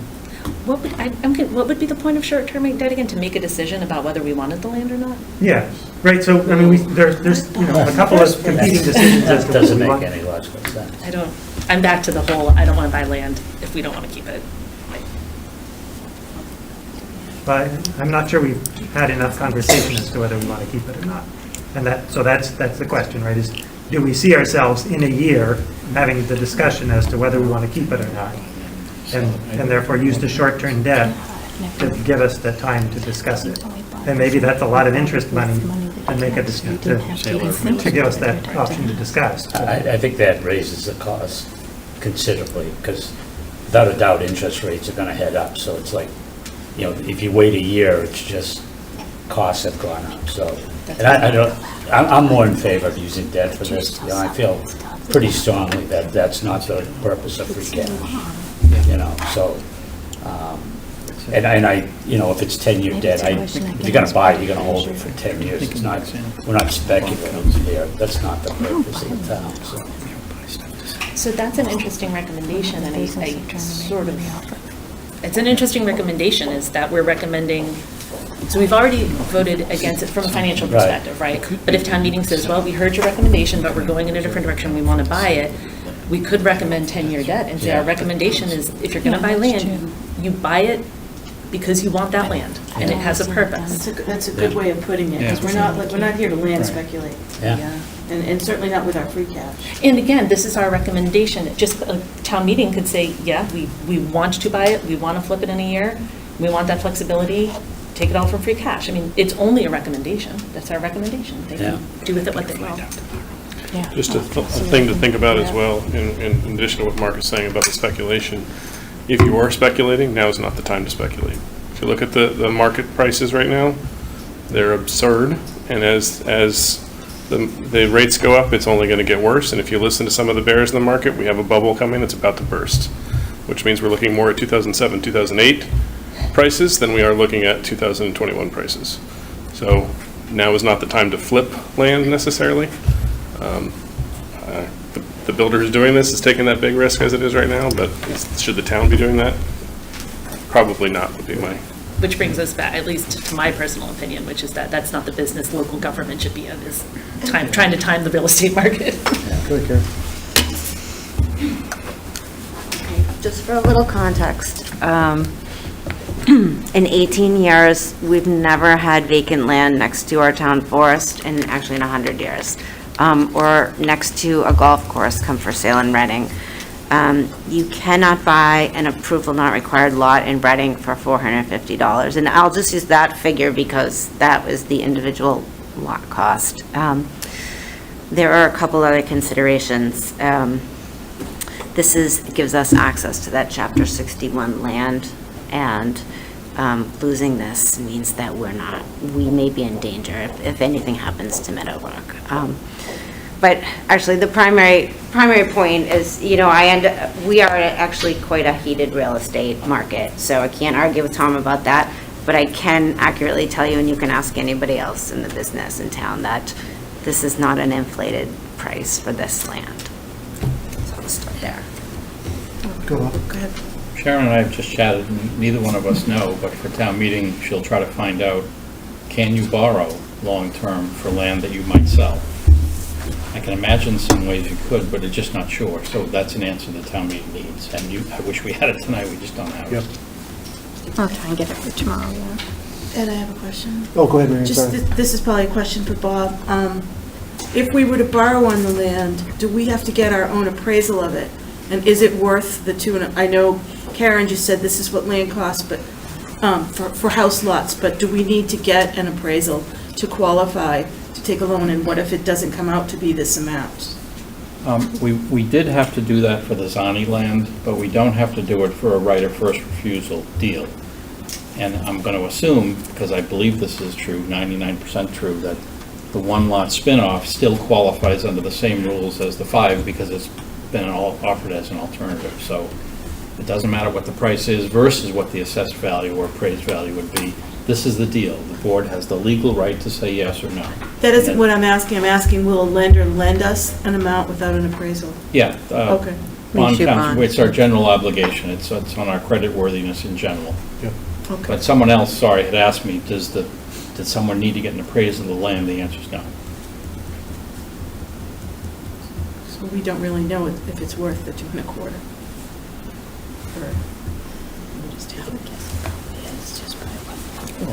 Oh, good, Carl, sure. Yep. It's worth $2 million anyway. Yeah, for sure. So I go back and forth, right? And I go back and forth as a taxpayer. And even just think about the issues with the schools. I see that the money that we have, if we want to spend it on the schools. I haven't heard a good reason yet of why, and maybe Karen, you can address this because I know it's something that's so important to you. Why does the town want the land? For me, that's the fundamental reason. If there is a reason for it, we need to hear about it so we can figure out if it's pertinent to us or not. McDonald's is good at making hamburgers. It shouldn't make pizza.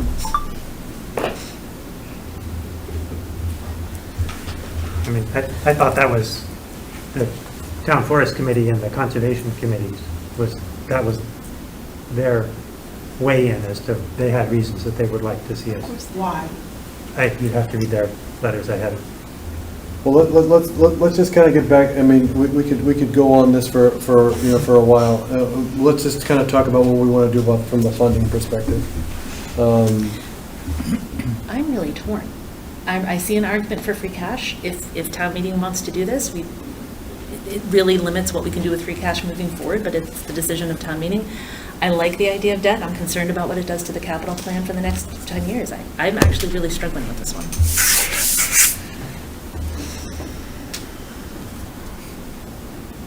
So the motion's just a recommendation. It is. So,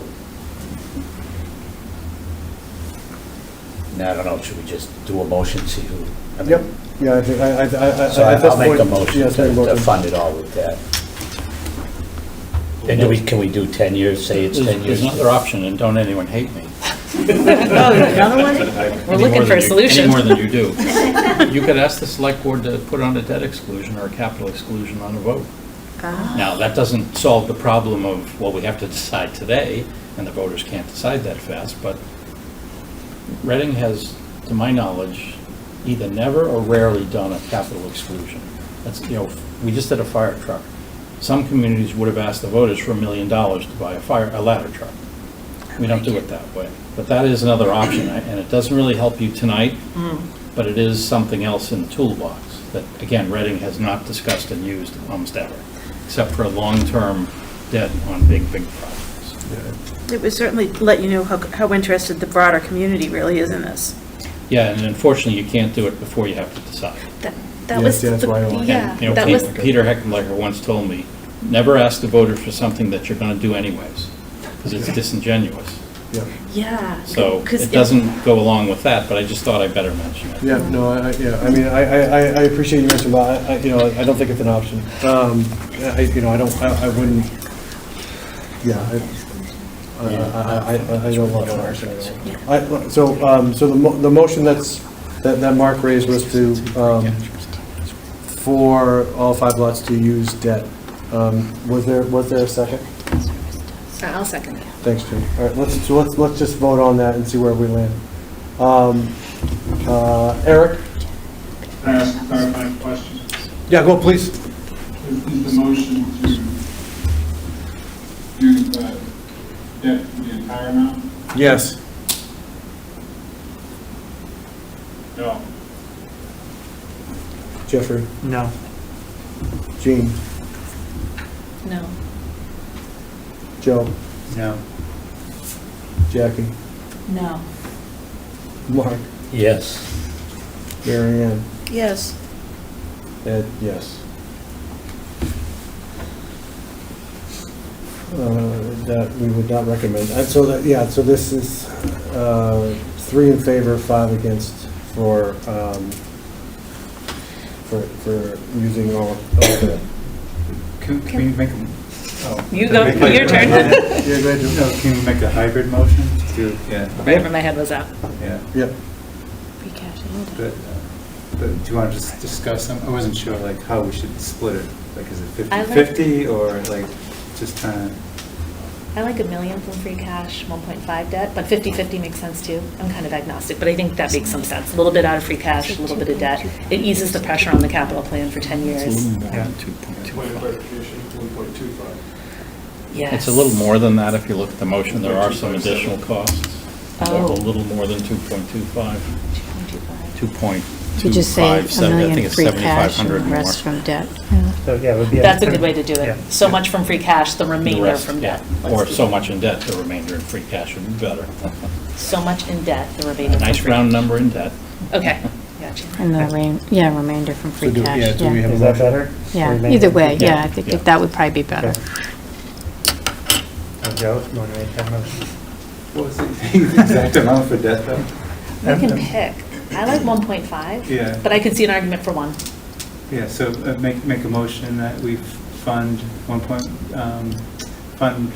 let's see, it's option A. Come on, right? kids. Yes, option A, yeah. Through 1.5 million in debt and the remainder in free cash.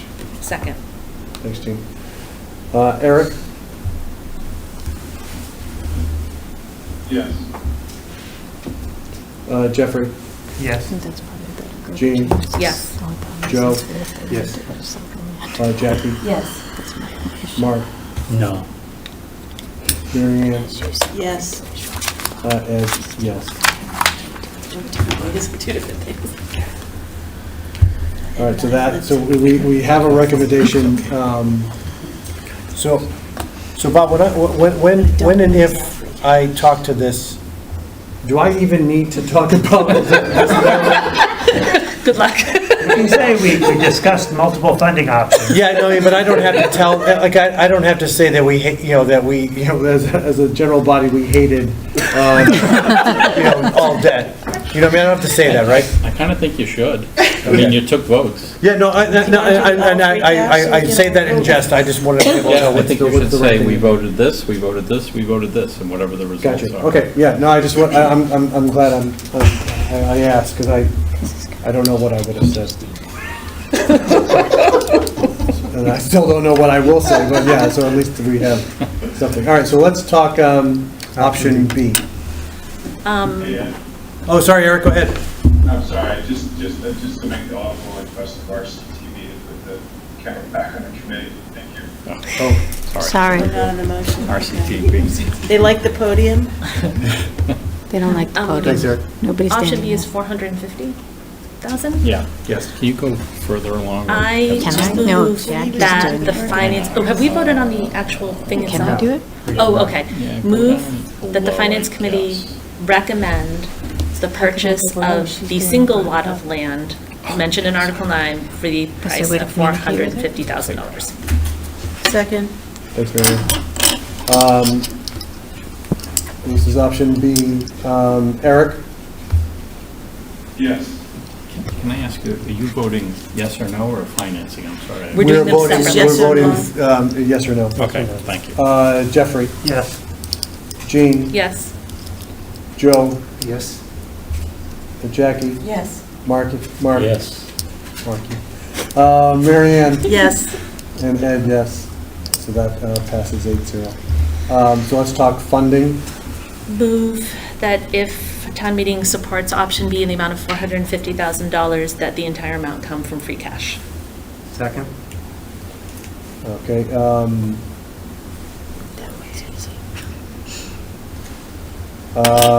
Eric? Yes. Jeffrey? Yes. Jean? Yes. Joe? Yes. Jackie? Yes. Marky? Yes. That's your name now. Mary Ann? Yes.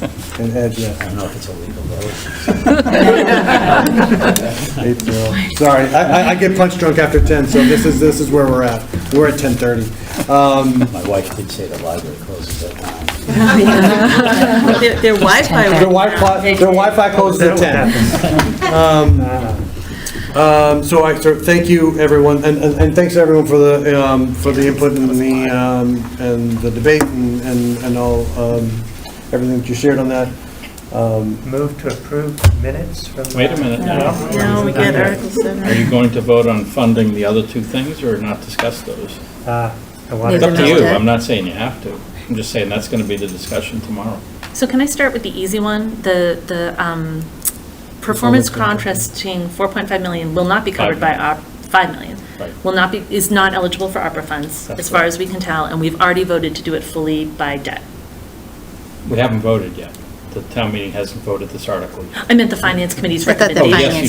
finance committee voted it. So we have already recommended that as full debt. Yes, you have. Unless you want to change it. I don't think You're you need to saying, do we anything. want to change that? Exactly. Okay. Because you didn't really discuss financing the same way it's being discussed now. Absolutely, and free It's cash kind of a hadn't been default. certified. Free cash is certified Yep, now, absolutely. I'm okay with this being debt because it pays itself off over as we get the I agree. financing. What's your article? I mean, as the energy improvements improve our costs, we kind of get some of that money back. So it seems reasonable to use debt for this. Performance contracting, okay. I agree, and the capital and debt plan is balanced with it as we voted it, so. Yeah, and the time horizon for the debt, I know there's a long payback, but that kind of aligned with the long-term debt, right? So. Yeah, so I don't, if anyone, I feel comfortable on Article 6's funding as debt. So unless anyone feels differently, That's fine. I think we can. Yeah, I don't think you have to Makes vote. sense. Yeah, so we don't have to vote because we would only have to vote if we wanted to change it. All right, so then it's Article 7, which is the water tower. Yeah, 2.5 million water tank. So they could do So, some certified surplus as well. Any kind of points or on Article 7? Anyone wants to share? I have a question on the, so the 4.5 million of debt we've already taken, so are those funds, where are those funds?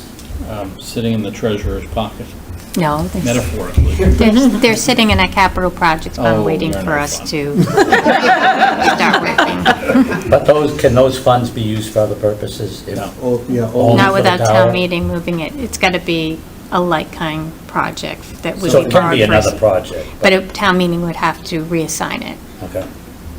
And it did sound like there were some pretty big limits. It can't be any other project. Can you Something explain with like water. kind? Something with So it water. would have to be something that we could borrow for a similar time frame. 15 years. 15 years. 15 years. So like replacing some water mains, we could say, That might work. we took 4.5 million, we want to use some ARPA instead, we're going to take 500,000 or $1 million to do some water mains instead. We could, I mean, town meeting could, sorry.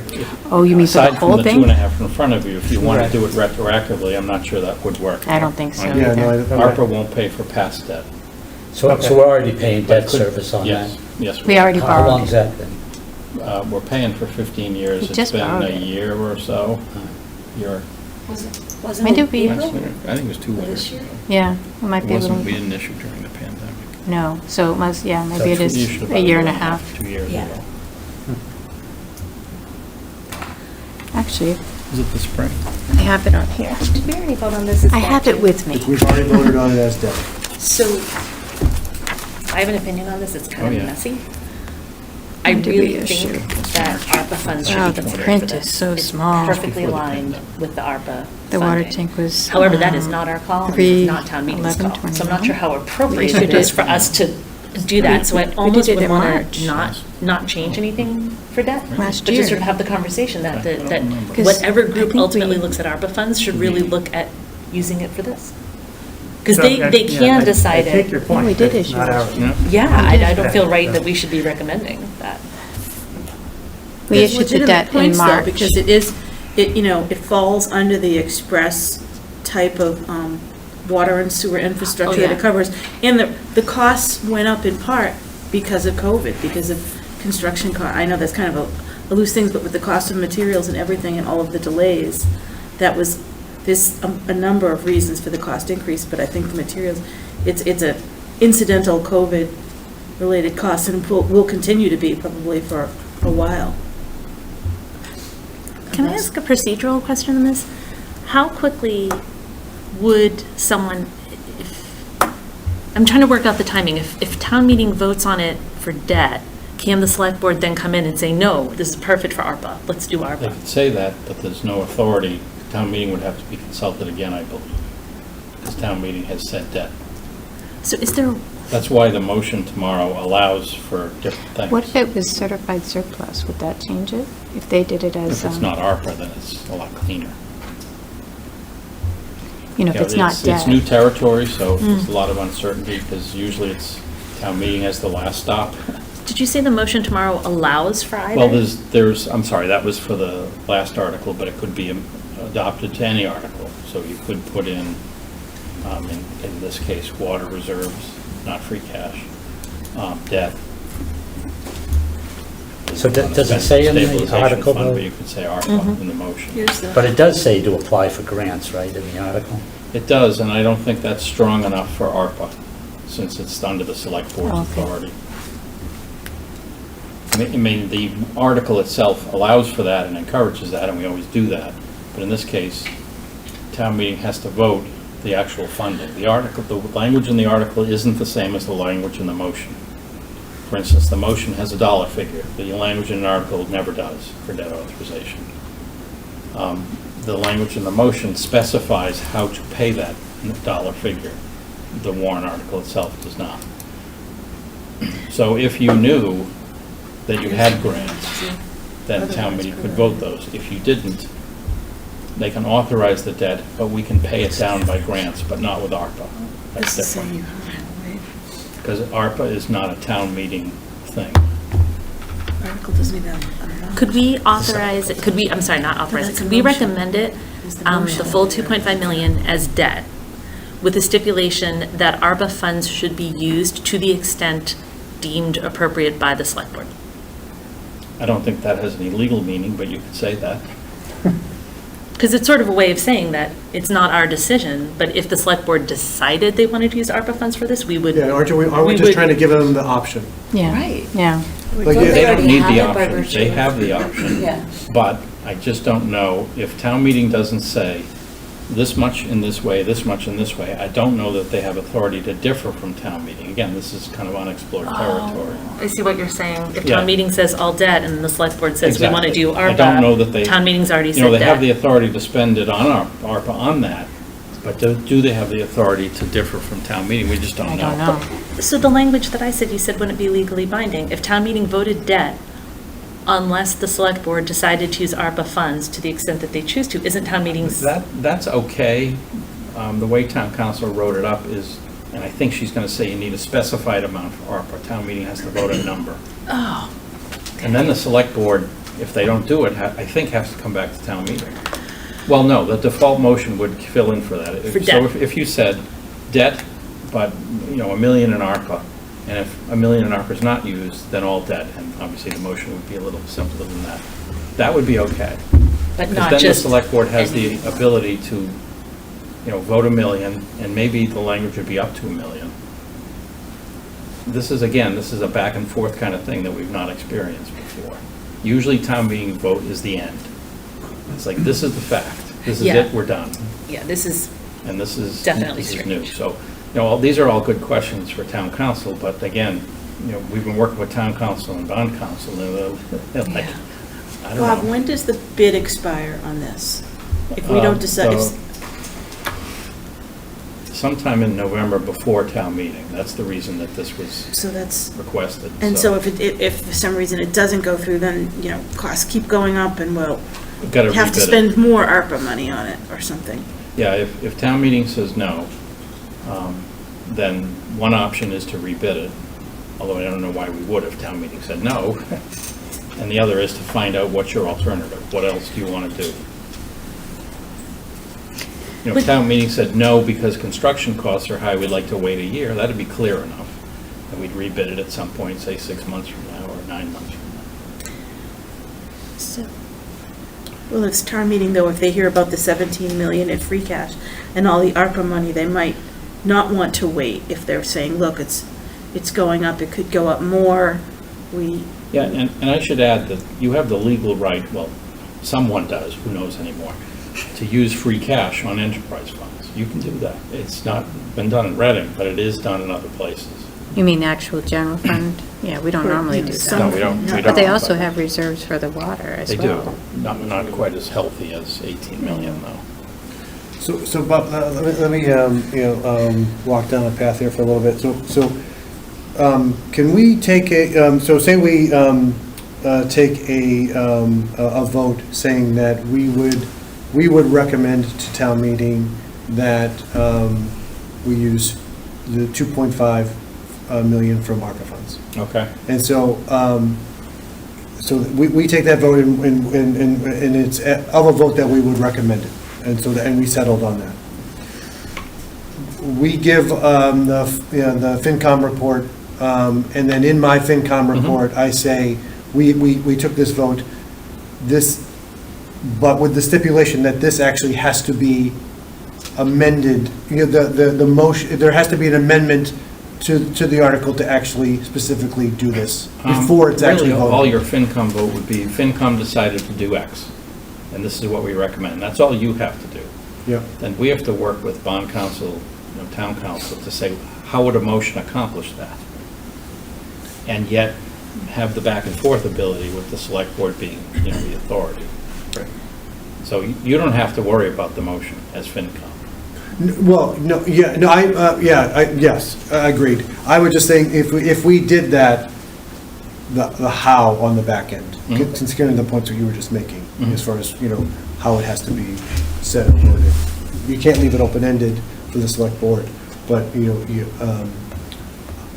I do think we should take we're here. Let's take an opinion, let's take, and if it's something that we can recommend, knowing what we know, then, it puts a little bit more responsibility on your lap, unfortunately, but to be able to see how we would officially motion that. So we're just going to vote on what we want, and then let Bob take it as a takeaway before tomorrow night to figure out legally how that's worded. I would think so. Okay. Yeah, I'm just thinking that for the land acquisition, town council worked with bond council and came up with a default motion. And it has, blank spaces for exactly the dollar amount in whatever it was. So this much ARPA, this much free cash, this much water reserves, this much debt. So she believed you needed specificity in a motion from town meeting. I just share that because that was an example. So, offhand, I'd suggest you do the same thing if you can. And then we'll try to figure out, what does that mean for the select board? And what options do they have? And what if they don't do it, what happens? And that, the motion has to say all that. Right. So, in the simplest example, we recommend this much ARPA. And the motion will say, if that's not the case, then this is the default debt, presumably. Yeah. And that's how the motions are written up in draft form and were circulated at town meeting for Article 9. Sorry, Tom, just give you one. From a water reserves or free cash, do we, should we, in our consideration, say we wouldn't recommend any more than 500,000 from water reserves, or does that make any sense for us to be able to do that, or is that just? Well, again, based on the motion, the town council prepared, it's not up to, it's X. Yeah. So we vote X from here, Y from there, Z from here to pay the total. And I'm only saying that's what she did. I'm not saying I know the real answer. Right. No, that's fair. Go ahead, Tom. I was just going to ask a point of clarification about how much money is in the water reserves now as well. Just under 6 million, I think. Just under 6 million? And what do we think is healthy for the water reserves? Let's see, the budget's around 7 or 8, so like 3.5, 4. So there's definitely surplus. But again, the board uses 500,000 plus or minus 750 a year to balance rates, offset rates.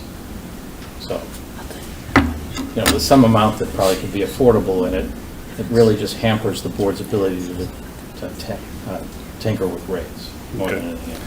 I raised that because I wasn't going to say that use all of it, but I was going to say that there might be something there to suggest maybe $500,000 from there or something like that to do part of this funding, because it seems like this is exactly the kind of case that you would want water reserves for, is a water project that's gone above budget that isn't what you had in place. Yep. And I also want to just make a somewhat personal caution that 2.5 million of 7.6 is 33% of that money, and that's just gone like that I would just say let's be a little careful about making such a recommendation if that was what anybody was thinking. Yeah. And to follow on to Mr. Wise's comment, I think setting aside the question of how much and whether we should use ARPA money for Article 9, how does that square with Jean's and Eric's very thoughtful presentation about how we want to have an ARPA process that's transparent, that's global to the needs of the town? I was trying to figure out how she got the number she had. Her number was lower than mine by $1 million.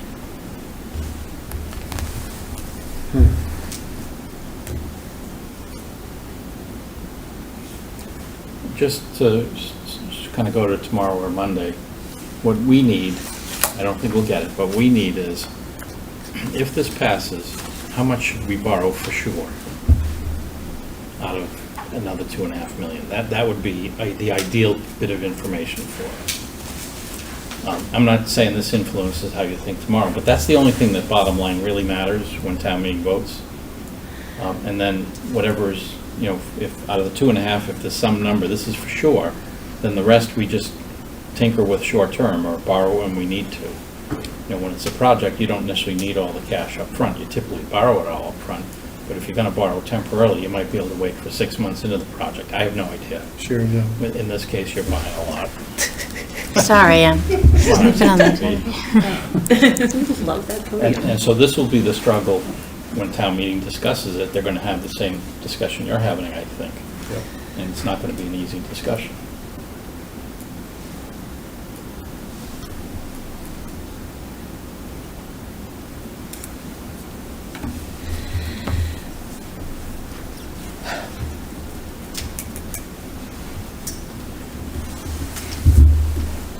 Does anybody have a recommendation?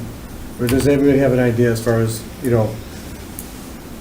and there's really, kind of three choices, and I'm super sensitive to ARPA for all the things, we've talked about up until both Tom and Jackie just mentioned as well. But we have water reserves and you have free cash.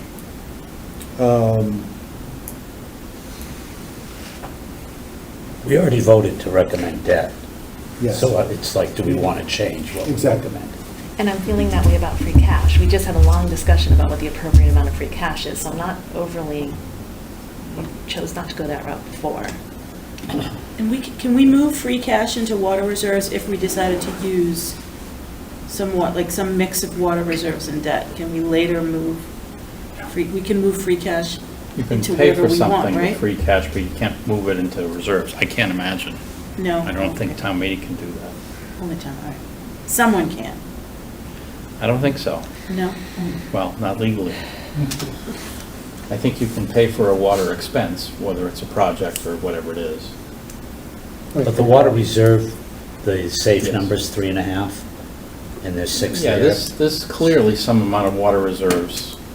Sharon was saying, I was surprised that it came certified lower than I would have thought, because we sold a lot of water during the pandemic last year, and the thing didn't grow as much as I thought it should, and she said she agrees that she's not sure they did their math properly, so. Yeah, I don't, So 6 isn't the right Worst number. case, it's 6, it might be just under 7, 6 3/4.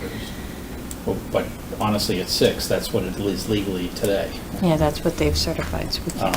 And water tends not to regenerate quite the same way as the budgets have. Because, sewer is even worse, because there's a fixed cost in sewer, that's the MWRA, that's 3/4 of the budget, and you're not going to suddenly find, oh, we didn't need to pay them, because they're going to want it all. And then water's, 30% MWRA, and a lot of it's debt, so that's not variable.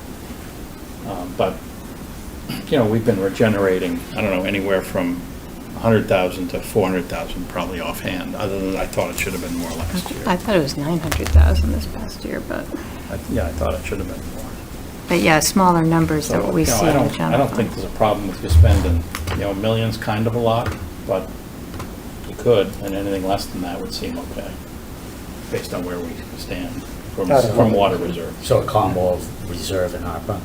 And the more this is different than the general fund, the more you spend water reserves on this, the less the select board have to decide how to set the rates, because you've already taken care of a big chunk of the cost.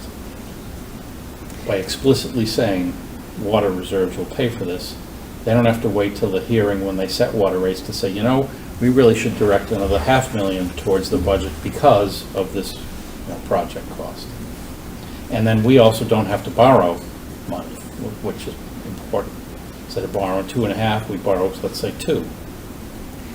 So you're not having the board then vote to offset debt service, which is more expensive than just paying cash. So it's helpful to do it up front. We just in the past haven't sort of been organized enough to think about it that way, I guess. And the water and sewer enterprise funds are borrowing all the time. It's going to slow down for a couple of years now, but. So, just to throw out an idea. Mm-hmm. It sounds like 500,000 from the water reserve fund is reasonable. Based on what you just said about it, I'm not super comfortable beyond that, but if you're pretty confident that's has a minimal impact, I could go for that. That brings us down to 2 million. I think we suggest, where I'm at right now, I shouldn't say I think what we suggest, where my head is at right now is $1 million in debt, and $1 million we propose the select board consider ARPA funding, and in the event that ARPA, they make the determination that they do not want to go that direction, it defaults to debt. That would be clear as to what your intention is. So you said 500 and a million and a million. Yep, 500 water reserves. 2 million. 1 million in debt. 1 million that we propose the select board consider using as ARPA funding, and if they make a determination that that is not the right thing, then it defaults to debt. So we still do the project. Yeah. But I think that's respectful of their, we're giving them the option. Because the problem is if we go with all debt, the select board might be like, oh my gosh, why did you, this is a perfect ARPA project, why didn't you give us this option? Yep. Bob, you think 1 million in the water reserves is too high? It's quite a bite, and it's going to limit the select board's ability to use reserves as part of the water rate setting process, I think. The other thing to remember is MWRA went up 18%, and I don't know if that's a future trend, but that's going to be along with all the other cost increases to residents in the town. RMLD is going up, and everything's... And that's because the water use was much higher. So they bill on a year lag. So the year where you're using more money, you don't pay for it. The next year you do. And if it stays at the higher level, you continue to. If it drops back down, you pay 1 year later for that 1 year that was higher. Just a quick point of information. I believe Select Board Member Ann Henry has exited the call. Do we still have quorum? No, I think, I don't know if Carl's on. Carlo and the call coming out. We don't have the internet. We're not going to Yeah, I can't, Carlo, are you there? Carlo is here. Carlo call.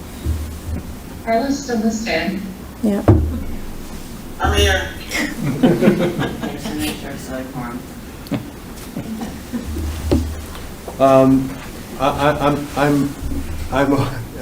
we have video evidence now too. I've seen him, he's awake. I'm ready to go though. Me too, Carlo. I had written something similar to that before you said it, so just full disclosure. So 1 point and a 0.5. So I'll take a motion on that. Because it's your idea, you have to say it. Yep. What article number is this? I call it the water. 7. Number 7, thank you. Move, God, it's really late.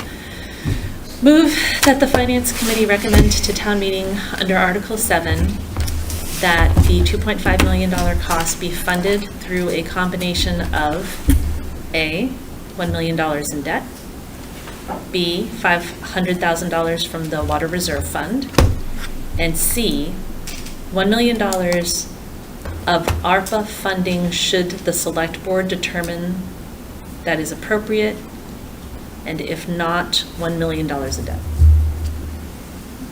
How'd I do? An additional $1 million. An additional $1 million in debt, yes. $1 million in debt, definitely. An additional $1 million if it's determined by the Select Board that ARPA funding is not to be used. You, Bob, you feel like that council can make that work? Yeah, that seems really, really clear. Can I get a second? Second. Thanks, Mary Ann. So, Question there. yeah, sure, Eric, go ahead. Gene, I think you said on the ARPA piece, $1 million. Would we want to say, somebody suggested earlier, up to? Up to. I'll accept that friendly amendment. I think you're exactly right. We need to clarify the debt side and the other side, then, if that's the case. It would be okay, because the default would be the rest by debt. Debt, yeah. Is there any chance that we'll be wanting to spend more than $1 million of ARPA on the water tower because it so clearly fits the ARPA guidelines? So that was what I originally wanted to do. I wanted to do $2.5 million in debt and up to $2.5 million of ARPA funding. I would love to do that. I like that idea, yeah. But I think. I mean, I'd like thought to Bob do the said- 500,000 in water reserve. That seems to make sense. Right. But then, Okay. Up to of the $2 $2 million, Yeah. up to $2 million in That might be ARPA. okay, it's really up to So the 2 town million council. spent on either or both. I like that Either even or better. both of Okay. ARPA and debt or something like that. So we have a motion that's seconded. We have to now. Yeah, let's, yeah, Or it can be withdrawn. Can I withdraw it? yeah, sure. I'd like to withdraw my, I don't, motion, I don't even know. if I can- Yeah, let's take that off the table. And now you have to come up with a new one. You gotta say it again. Move under, it's Article 7, move under Yeah. Article 7, that the Finance Committee recommend to town meeting that the $2.5 million under Article 7 be funded by $500,000 in the Water Reserve Fund and $2 million, up to $2 million of ARPA funding if that is deemed appropriate by the Select Board, With the balance. with the balance that is not deemed to be appropriate by the Select Board of ARPA funds to be paid by debt. Perfect. Really? I second. Thanks, Mary Ann. Dan. All right, so let's vote We're just on that. Eric? That's what it sounds like. Yes. Jeffrey? Yes. Jean? Yes. What's your turn? Joe? What's that have to do? Jackie? Abstain. Mark? Yes. Mary Ann? Yes. Ed, yes. So that passes 7-0-1. Do you want to entertain a motion on minutes? Yes. Can I go? Yes. Okay. Move to approve the minutes dated September 30th, 2021. Can I interrupt one more time? I would love to entertain a motion from select board members to adjourn. You're gonna make the motion first. I do? Say Yeah. move. So moved. Could I have a second? Carlo? Back asleep.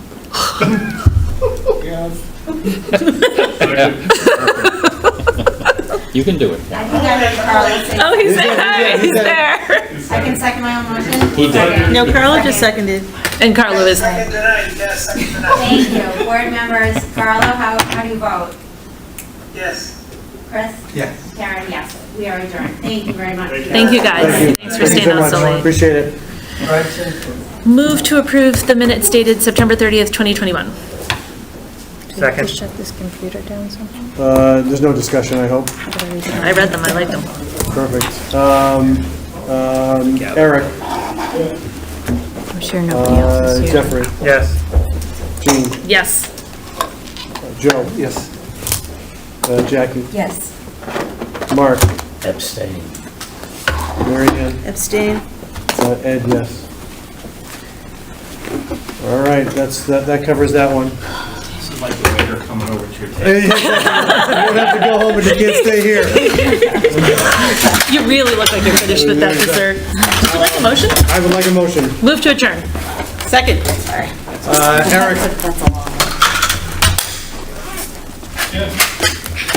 Jeffrey? Yes. Jean? Yes. Yes. Joe? Yes. Jackie? Yes. Mark? Yes. Mary Ann? Yes. And Ed, yes, we are adjourned.